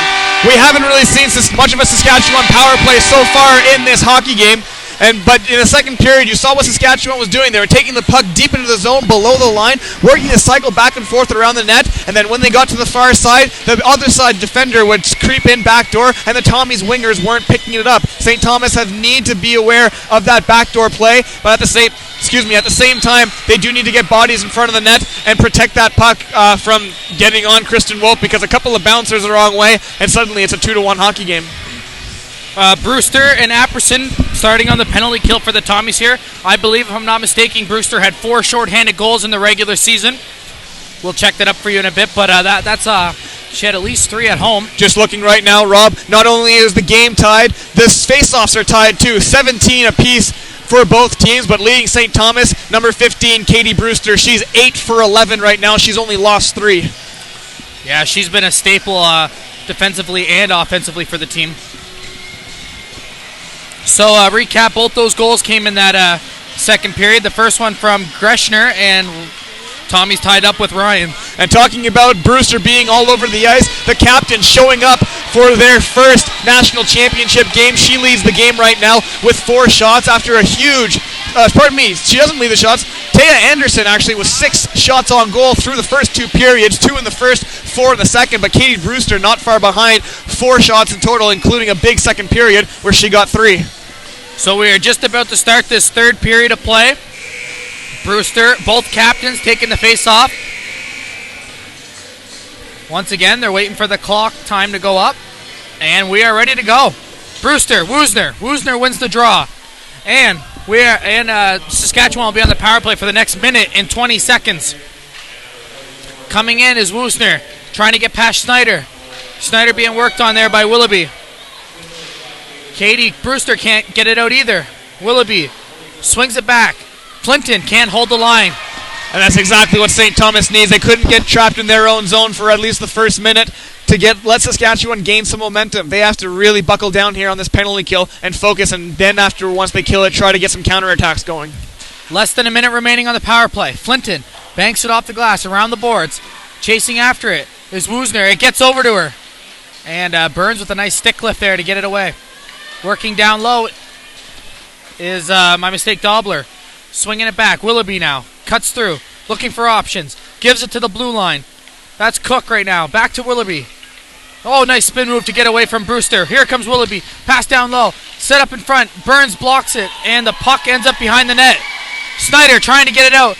And what a play. And she will, as Cook dove and could not hold the line. Brewster, almost took it away from Flinton. And she's getting sticked. And she kills some precious time there. 10 seconds remaining on the penalty to Scott. Wrapped around the boards.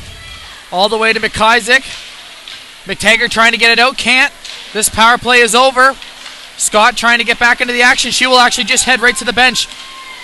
Much wires it around the boards. Tommy's just trying to settle it down here. They are back to even strength. McTaggart to Thompson. Little soft pass there to McIsaac, just out of her reach though. Rachel Johnson tries to take a stab at it, misses the puck. McTaggart can't clear it. McGillivray shoots it right into the glove of Wolf. Kristen Wolf, when she gloved that down, just such confidence as she traps it, brings it back into her body as if no big deal. But for the Saskatchewan Huskies, not a bad power play. Kristen Willoughby, the CIS Rookie of the Year this year, doing everything she can to get free, but the Tommies doing well to pressure her off the puck, and actually Willoughby got a decent scoring chance out of it as she'll come in to take the face-off for the Huskies. And the Huskies win that draw. It's Willoughby with Wooser. And it's kept in at the line as Marceline fanned on the clearing attempt. Down low, Irvine swings it around, looking for options, cuts back, switches positions with Willoughby. Willoughby cuts to the slot. Backhand. Irvine couldn't get a shot off. Scott from her knees will clear that. McIsaac's one-on-one with Dobler. McIsaac cuts towards center, and it hits Dobler and out of play. Good play by Dobler to stay face up on McIsaac, and then a much-needed whistle for the Saskatchewan Huskies as they did a good cycle down the St. Thomas zone, and that forward line was gassed. Some of them tried to come off for a line change, but a lot of them, one or two of them I think went off, but trying as hard as they can to get back on defense to help their defensemen. Huskies win that draw. Shots right now 23-17 in favor of the Tommies. Cutting right now, good speed. Well, offside call as Anniker had her. She is arguing it, but that was an offside call. She was tied up with McTaggart down there, actually, and McTaggart, the big body, down low, doing a great job playing man-to-man defense, not letting the Saskatchewan player get loose down there in the zone and creating a 2-on-1 chance. Ryan taking the draw. The lone goal scorer for the Tommies in this game. Beautiful shot in the second period, about halfway through. Down low, Steinert stops up. Dangerous little backhand, doesn't clear, and it's kept in by Herenique. Wrapped around the boards, Tommies will try to clear it again. McTaggart just gets it out. Chasing after that is Ryan. As you can see, she has an extra, I don't know what the term I'm trying to use here. Extra speed in her step today, as she's played great. Snyder down low. Duffield tips it in. Chasing after it right now is McGilvery. Greschker, now the goal scorer for the Huskies, can't clear it. Duffield, it's batting around. Duffield lays an accidental clean hit, though. Banked off the glass over the head of Wolf. Burns back for it. Burns can't clear it, though. Burns is fifth year. Anniker coming in, stops up, looking for a teammate. Gets it back to Flinton. Flinton shoots it, hits Jorgensen's skate. Wolf gets clipped in the mask there. She was a little bit shaken up. Jorgensen back to Anniker. 4 minutes gone in this third period. Nice little move there. Gates looking to clear it. Miller will have to get the center before she dumps it. And I don't think she did. No, she didn't. That's just a mental mistake by Miller on that one. She did not even close. I mean, she was pretty close, but another two steps, and she had all that room in front of her to get that puck up across, and you can see the assistant coach over on the St. Thomas side putting his hand to his face as if, come on, and now you get that tired line, and the line actually, some of them went off for a line change, and they were kind of slow to get back on the ice to try to catch their breath, but they need a big face-off win here, and they don't get it. It's back to the point. Much swings it over. Willoughby now, who's been all over the ice here in this third period. She's created many of chances. Swinging around, Duffield trying to chip it out. Flinton pinches in, and it does get out for the Tommies. Great play. Tommies have not seen a lot of action in the Husky zone, though, as they have been battling in their own end. Flinton off the glass, and that's going to go down for icing. So 4.5 minutes into this third period, and I'd say the momentum's pretty much even between these two teams. I mean, obviously the crowd on St. Thomas' side, but Saskatchewan have the train horns, which is giving them a good run for their money. But no, seriously, play-wise, it's been pretty back and forth. And like I said before, this game will be decided on a defensive breakdown in the neutral zone, creating a 2-on-1. And we haven't seen that yet in the third period. Much wraps it around the corner, and it does get out as Apperson has to swing back for it. Apperson down low. Scott flips it up. This top line's on for the Tommies. Brewster makes a move at the line. She stops up looking for Apperson. Swings it just out of her reach, but Anderson's there to help out. Huskies look to clear it here, though, as Tommies couldn't really get set up there. Flinton coming up with... she will take a shot. Stick steered aside by Wolf's stick there, as Willoughby was chasing in after it. Herenique is on, too, for the Huskies. Banked off the glass. Anderson trying to get it out, but can't. And they'll get it up. No, it will stay in again. But now it barely gets out. Thompson now going away with it. And she will just dump that down. Huskies trying to break out here, but they can't. Blocked in front by Marceline. Savoy can't find the puck. It ends up on the stick of Francis. And that is dumped down. Dobler chasing it in after there with Thompson. Thompson doesn't come away with the puck, but Steiner keeps it at the line. Swings it towards the net. Oh, a nice little tip there by Thompson. But I think Hendricks got a piece of it and it just went wide. Savoy pinching in to keep that puck alive. She does it again. This time she swings it towards the net. Gets all the way around. Huskies having trouble clearing it now. Steinhardt working in with Marceline. Puck bounces off a few skates. And now it looks like the Huskies will finally be able to clear it, as I don't believe that will have enough gas to get to the icing. No, but Savoy better watch out. Man all over her as Saskatchewan getting a line change going. St. Thomas now great possession in the Saskatchewan zone, and maybe one more as Ryan, who got the goal earlier, takes it in. And she will just dump that down. Kendrick's out to play it. 6 minutes gone in this third period. That will go for icing. I wasn't sure if they were going to call that icing for a second because Eliza Snyder, number 2, the St. Thomas Tommies defender, was awful close to the boards on that, and she actually turned away from the puck as it was coming towards her. So I think the Saskatchewan bench may be thinking that she could have played that and just chose not to. Nonetheless, a tired Saskatchewan offense out there right now as Ryan steps in for St. Thomas. Ryan wins the draw, goes right to McTaggart. McTaggart shoots. Oh, doesn't get all of it, as that was a great scoring chance there for the Tommies. This line has been creating some stuff, the third line for the Tommies here. Swung right back into the corner. Offside, delayed offside, so Tommies will have to regroup and touch up. McTaggart chasing in after it, flicks it towards the corner. McTaggart working on Cook. There's about a 5-inch difference there. Snyder bangs it back down. Cook and McTaggart again. And it looks like Cook is on the ice trying to hold on to the puck. McTaggart working in on it. Brewster coming in to help. And that got to give Cook some credit. And it looks like the Tommies will get called there, I think. No, this is going against Saskatchewan. Number 6 down there for the Huskies.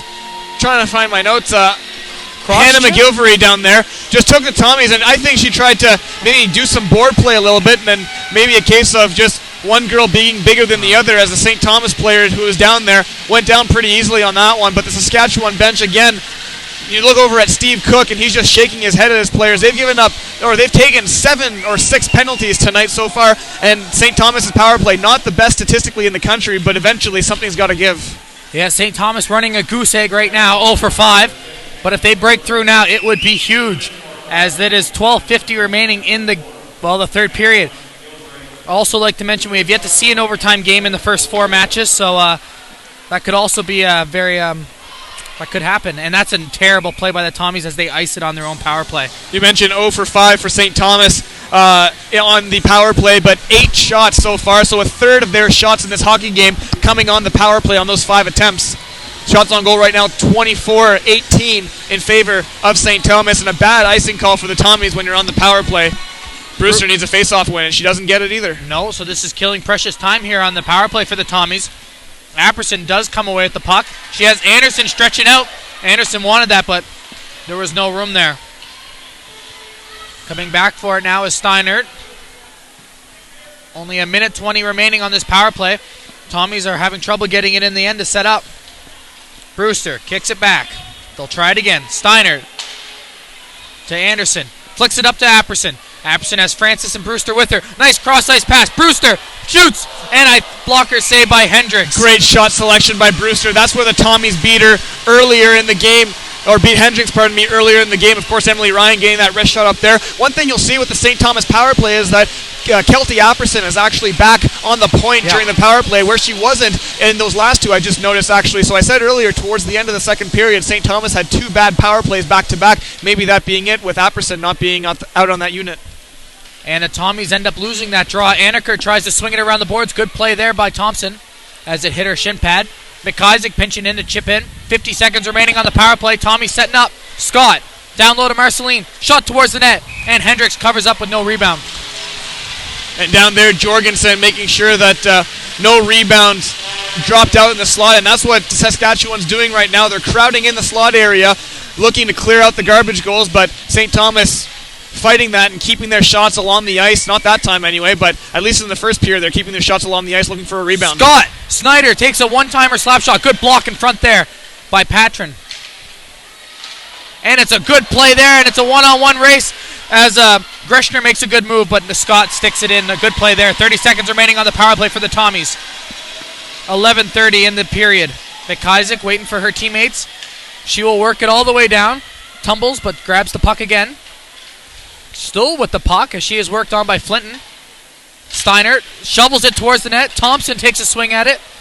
And that will almost doing for the power play here. Wolf will have to come out and play it. She banks it off the glass. 5 seconds remaining in this power play. The Tommies will be 0 for 6 in the game. So if the Tommies happen to maybe lose this one, that's something you'll go back and look at. That was a better power play, like Nick mentioned, than their previous two. But still nothing to show for.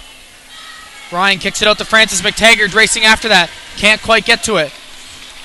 The captain is back on now. Here comes Wooster. Swings back. Over to Willoughby. And that is tipped in by Johnson, my mistake. Steinert gets to that puck first. We're approaching the halfway mark of this period. And we are still in a 1-1 tie. Francis lets that one go, but it will be just out of her reach. Hendricks forced to play it. Good play by Hendricks there to step up.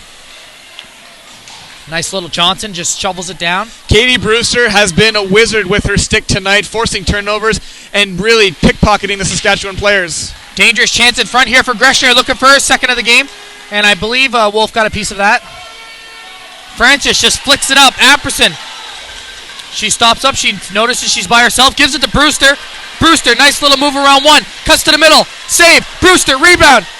Oh, and it just misses the wide net. There will be a penalty, but it's probably going to be goaltender interference here.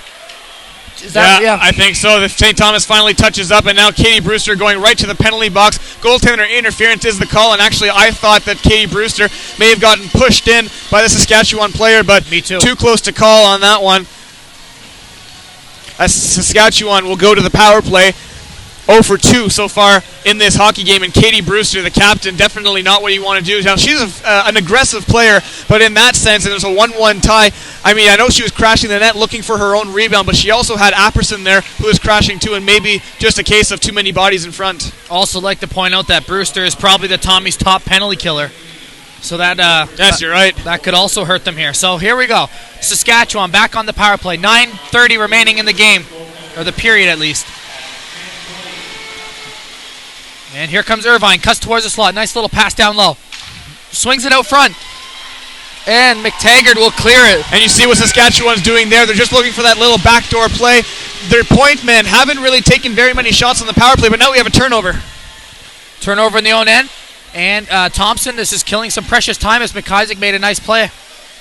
Irvine cutting way down in the Tommy zone as she's waiting for that breakaway pass. And Snyder notices and she'll grab her. Here comes Woosner. Cuts around one. Cuts around two. Stops back. Banks it off the glass. Chasing after it now is Irvine. And offside as I believe that was Jorgensen. Yeah, Jorgensen could not hold the line. Jorgensen didn't realize that the puck was coming in that slowly as it was, and then tried to get back on side and maybe blew a tire doing it. Now again, the thing with Saskatchewan is that they're trying to feed it out in front, but their point men haven't really taken very many shot opportunities on the power play, so maybe St. Thomas at this point bringing in one of their men from that high box down low to maybe crowd the slot in front. And it's batted out front. Oh, and a just missed play there by Greshner. 8:30 remaining in the period, 50 seconds remaining to the penalty to Katie Brewster as now she's standing up in the box. She's been standing for about the last 45 seconds. She's antsy, eh? Yeah. She wants to get back out there. Ryan makes a nice play at the line, turns it over. Apperson now on. 35 remaining on the penalty. Huskies might get one more opportunity up the ice here to set up. Coming in with speed right now is Cook. She'll just backhand it in, but none of her teammates are in there.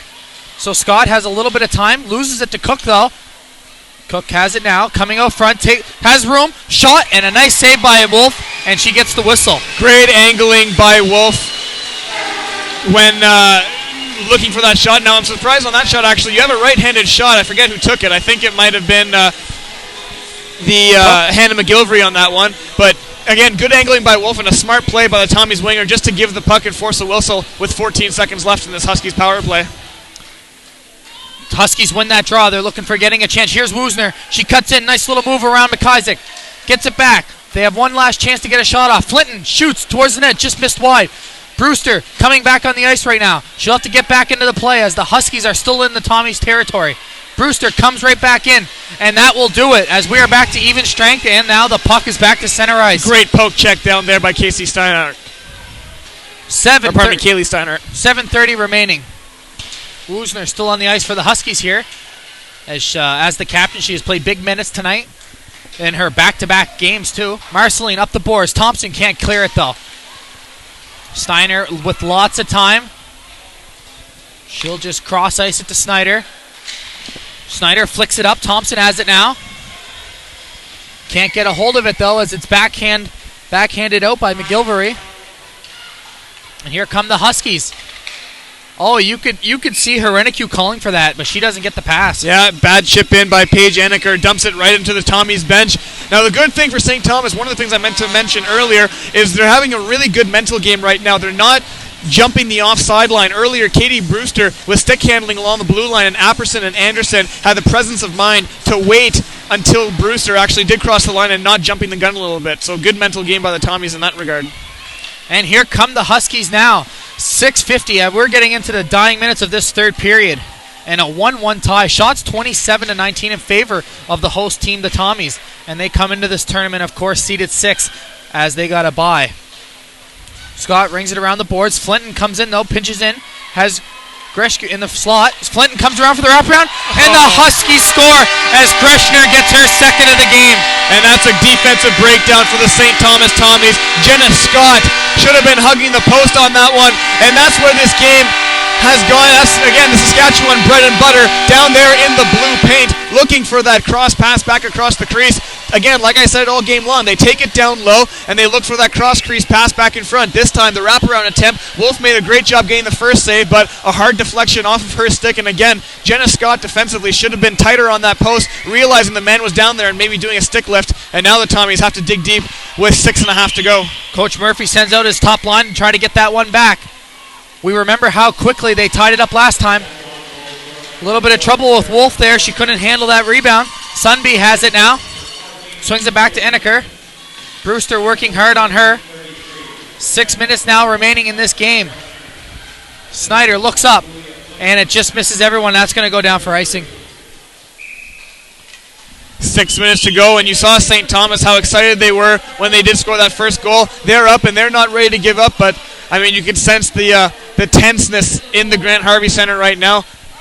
St. Thomas has come this hard, and by far a lot better game than I'm sure a lot of people expected. But for them, they have to finish. Here comes Anderson, and she has a bit of room coming into the Husky zone. She's taking it all the way. Hendricks will cover up. And now Hendricks did not like that extra poke from Anderson. And Anderson is going to get a penalty for it. Oh, wow. She went in to poke check that puck, and she went in hard. The referee didn't like it, and she's going to give her a slashing call. I'm not sure if I agree about this unless the referee gave her a warning beforehand. But Anderson, great play by the Saskatchewan defense. I believe that was Hannah McGilvery who was playing man-on-man with Anderson down there. But a bad break for the St. Thomas Tommies. And you know what, for Anderson, she should know better than to do that. That puck was covered for a while by Hendricks. And there was no need for Anderson to be looking for a digging rebound there. Saskatchewan back on the power play. McTaggart, though, takes it all the way in. 5 minutes, 5:40 remaining in this period. Huskies up 2-1. This would be a huge goal for them if they could go up 3-1. Woosner stops up. Back to the line for Flinton. Flinton stops the puck, waits up, shot. Good save there by Wolf. But she gave up a big, juicy rebound, and it goes back to the Huskies. Down low. Here's Irvine. Cross-ice pass. Yeah. And it's another goal. And that's the Saskatchewan Huskies' bread and butter. That's what they've tried to do all game long, and it's worked the last 2 times. And this win has just come out of the St. Thomas Tommies sails right now. You can look at that bench. They just seem gassed out there. The fans over on the far side seem shell-shocked that the Saskatchewan Huskies can get 2 goals that quickly. But again, it comes down to they've been doing this all game long, bringing the puck in down low and looking for those backdoor passes. And again, the St. Thomas Tommies haven't been picking up that man up on the backdoor, and it's stung them twice. We find ourselves in a 3-1 game right now. Shots still in favor of the Tommies, but they only have 5 minutes left to get things going here.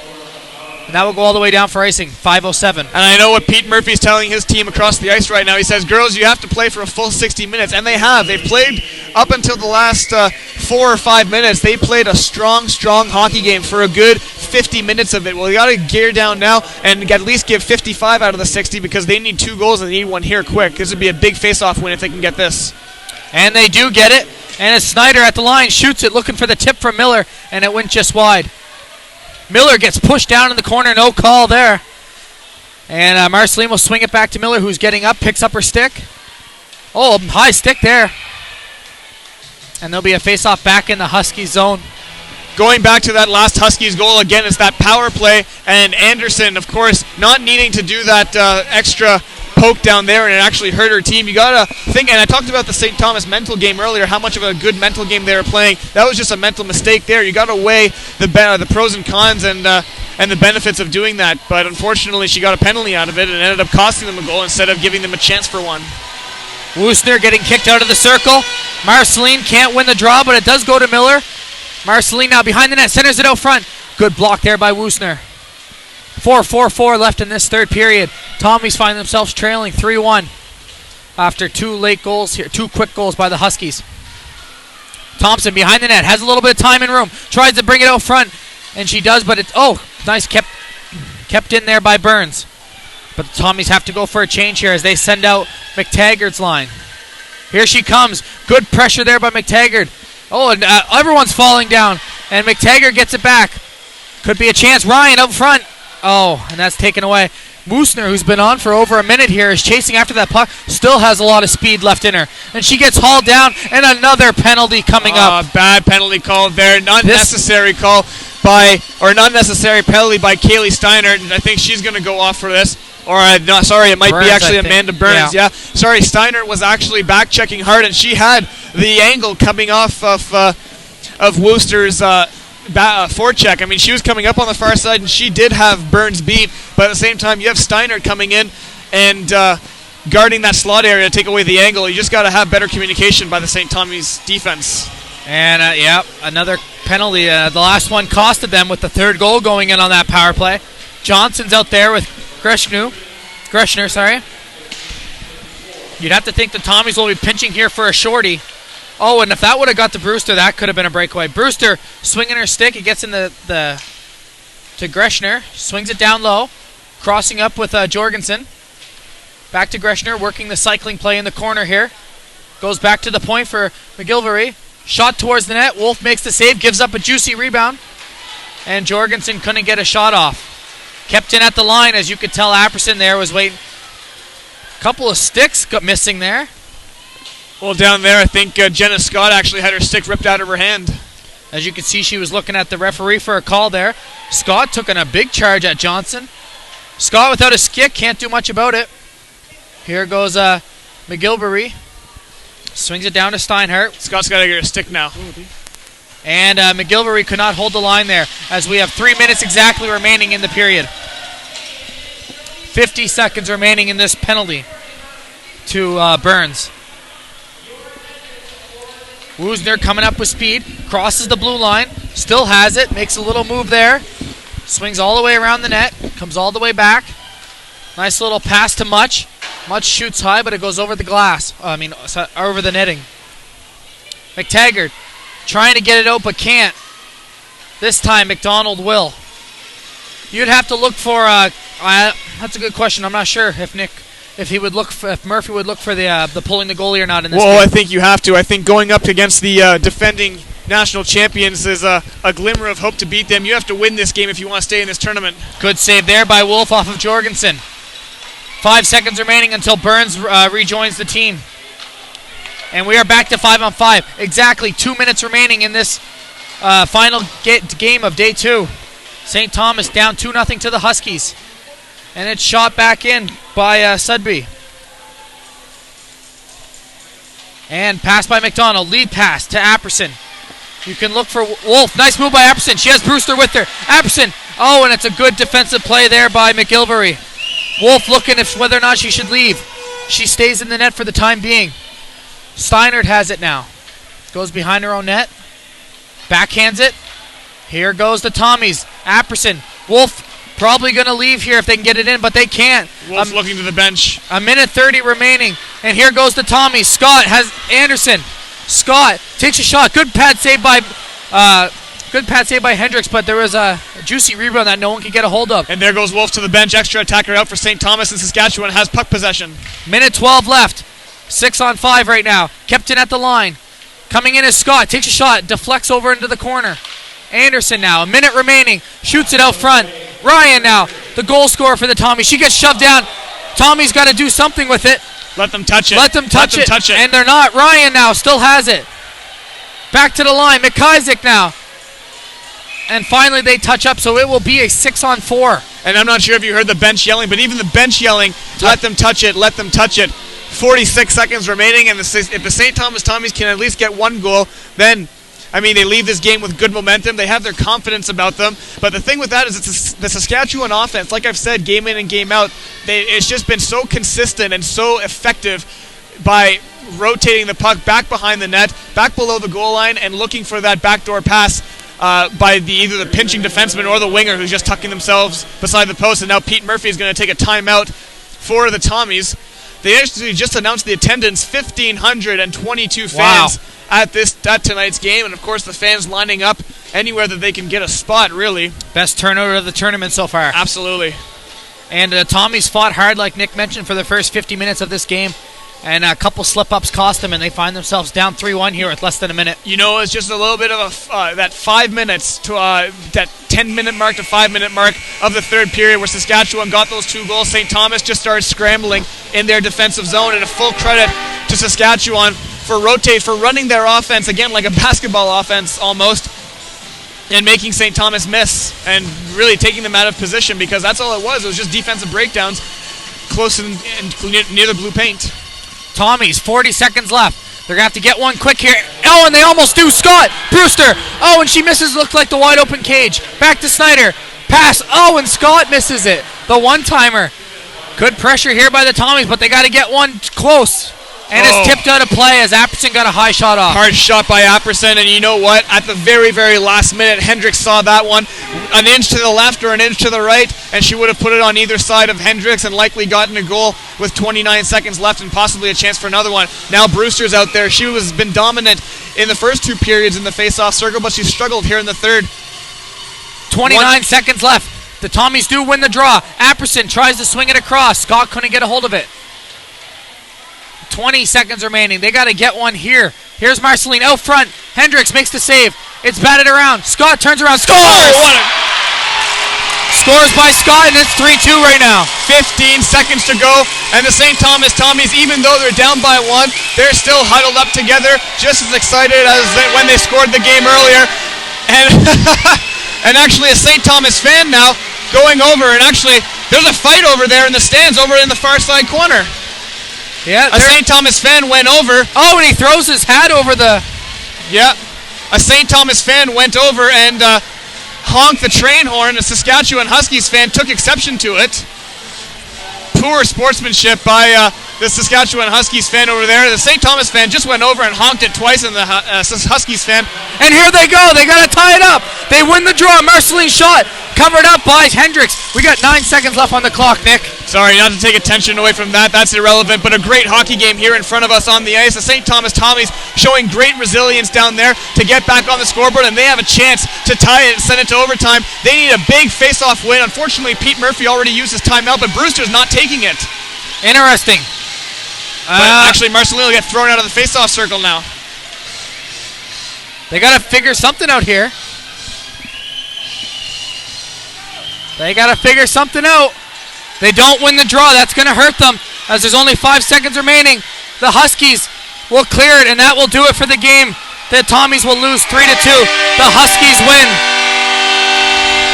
And a heartfelt victory by the Saskatchewan Huskies, keeping their tournament hopes alive. 3-2 win over the St. Thomas Tommies hockey team. But nonetheless, hands down, the best game of this national championship tournament between St. Thomas and Saskatchewan. Every fan in the building standing up and clapping, a hard-fought effort by the St. Thomas Tommies, exceeding all expectations on both sides. But the troubles for St. Thomas, there's 2 things really that was their demise this game. First off, their power play. They were 0 for 7 or 0 for 8 on there. Granted, in the regular season, their numbers didn't match, or actually their numbers weren't the strongest, but still, when you have that many power play chances, you got to get something going. Secondly, defensive breakdowns in the in the slot area. Saskatchewan, those 2 goals in that 5-minute stretch beforehand is the same thing. It's just taking the puck down low and finding it back in front of the slot. St. Thomas didn't pick it up, and unfortunately it hurt them. But full credit to Saskatchewan. Look at this. The St. Thomas Tommies saluting their fans. 1,522 the attendance here tonight. And every last bit of those cheers fully deserving for the St. Thomas team, who exceeded expectations here tonight. Nick, do we have your 3 stars quickly? Nick's 3 stars of the game. Brought to you by New Brunswick Sports Hall of Fame. I think the third star of the game, you have to give it to Katie Brewster, I believe. Yep. Actually, you know what? Kelty Apperson was a close second for player of the game. She was all over the puck tonight, getting down deep in the corners and actually drawing 2 penalties, I believe, throughout the game to at least give St. Thomas a chance on the power play. On the Saskatchewan side, it's a coin toss. But the goaltender, Cassidy Hendricks, stopping 30 shots on the St. Thomas Tommies and was clutched down the stretch late in those dying seconds. So she gets player of the game for Saskatchewan and fully deserving of it. We saw actually Hendricks, we mentioned this before, stopping 120 plus shots in the Canada West final, but none as big as the save she made here tonight. And St. Thomas gave Saskatchewan all they could handle in this hockey game. Yep, and that's the second game of the night here, so the Tommies will have to, it's going to be a tough game for them in the next one. Yeah, they'll face off against the defending national champions, the Montreal Carabins, tomorrow night at 7 o'clock Atlantic time, 6 o'clock Eastern. Meanwhile, we'll have game 1 of day 3 between, I believe, McGill and the Université de Moncton Aigle Bleu. That one, a 2 o'clock puck drop, 1 Eastern. Well, thank you very much, everybody, for joining us in day 2 of the 2014 Women's Hockey National Championship. For myself and Nick Murray, we will see you guys at 2 o'clock tomorrow and at 7 o'clock. Final score from this game, Saskatchewan 3, St. Thomas 2. Have a great night.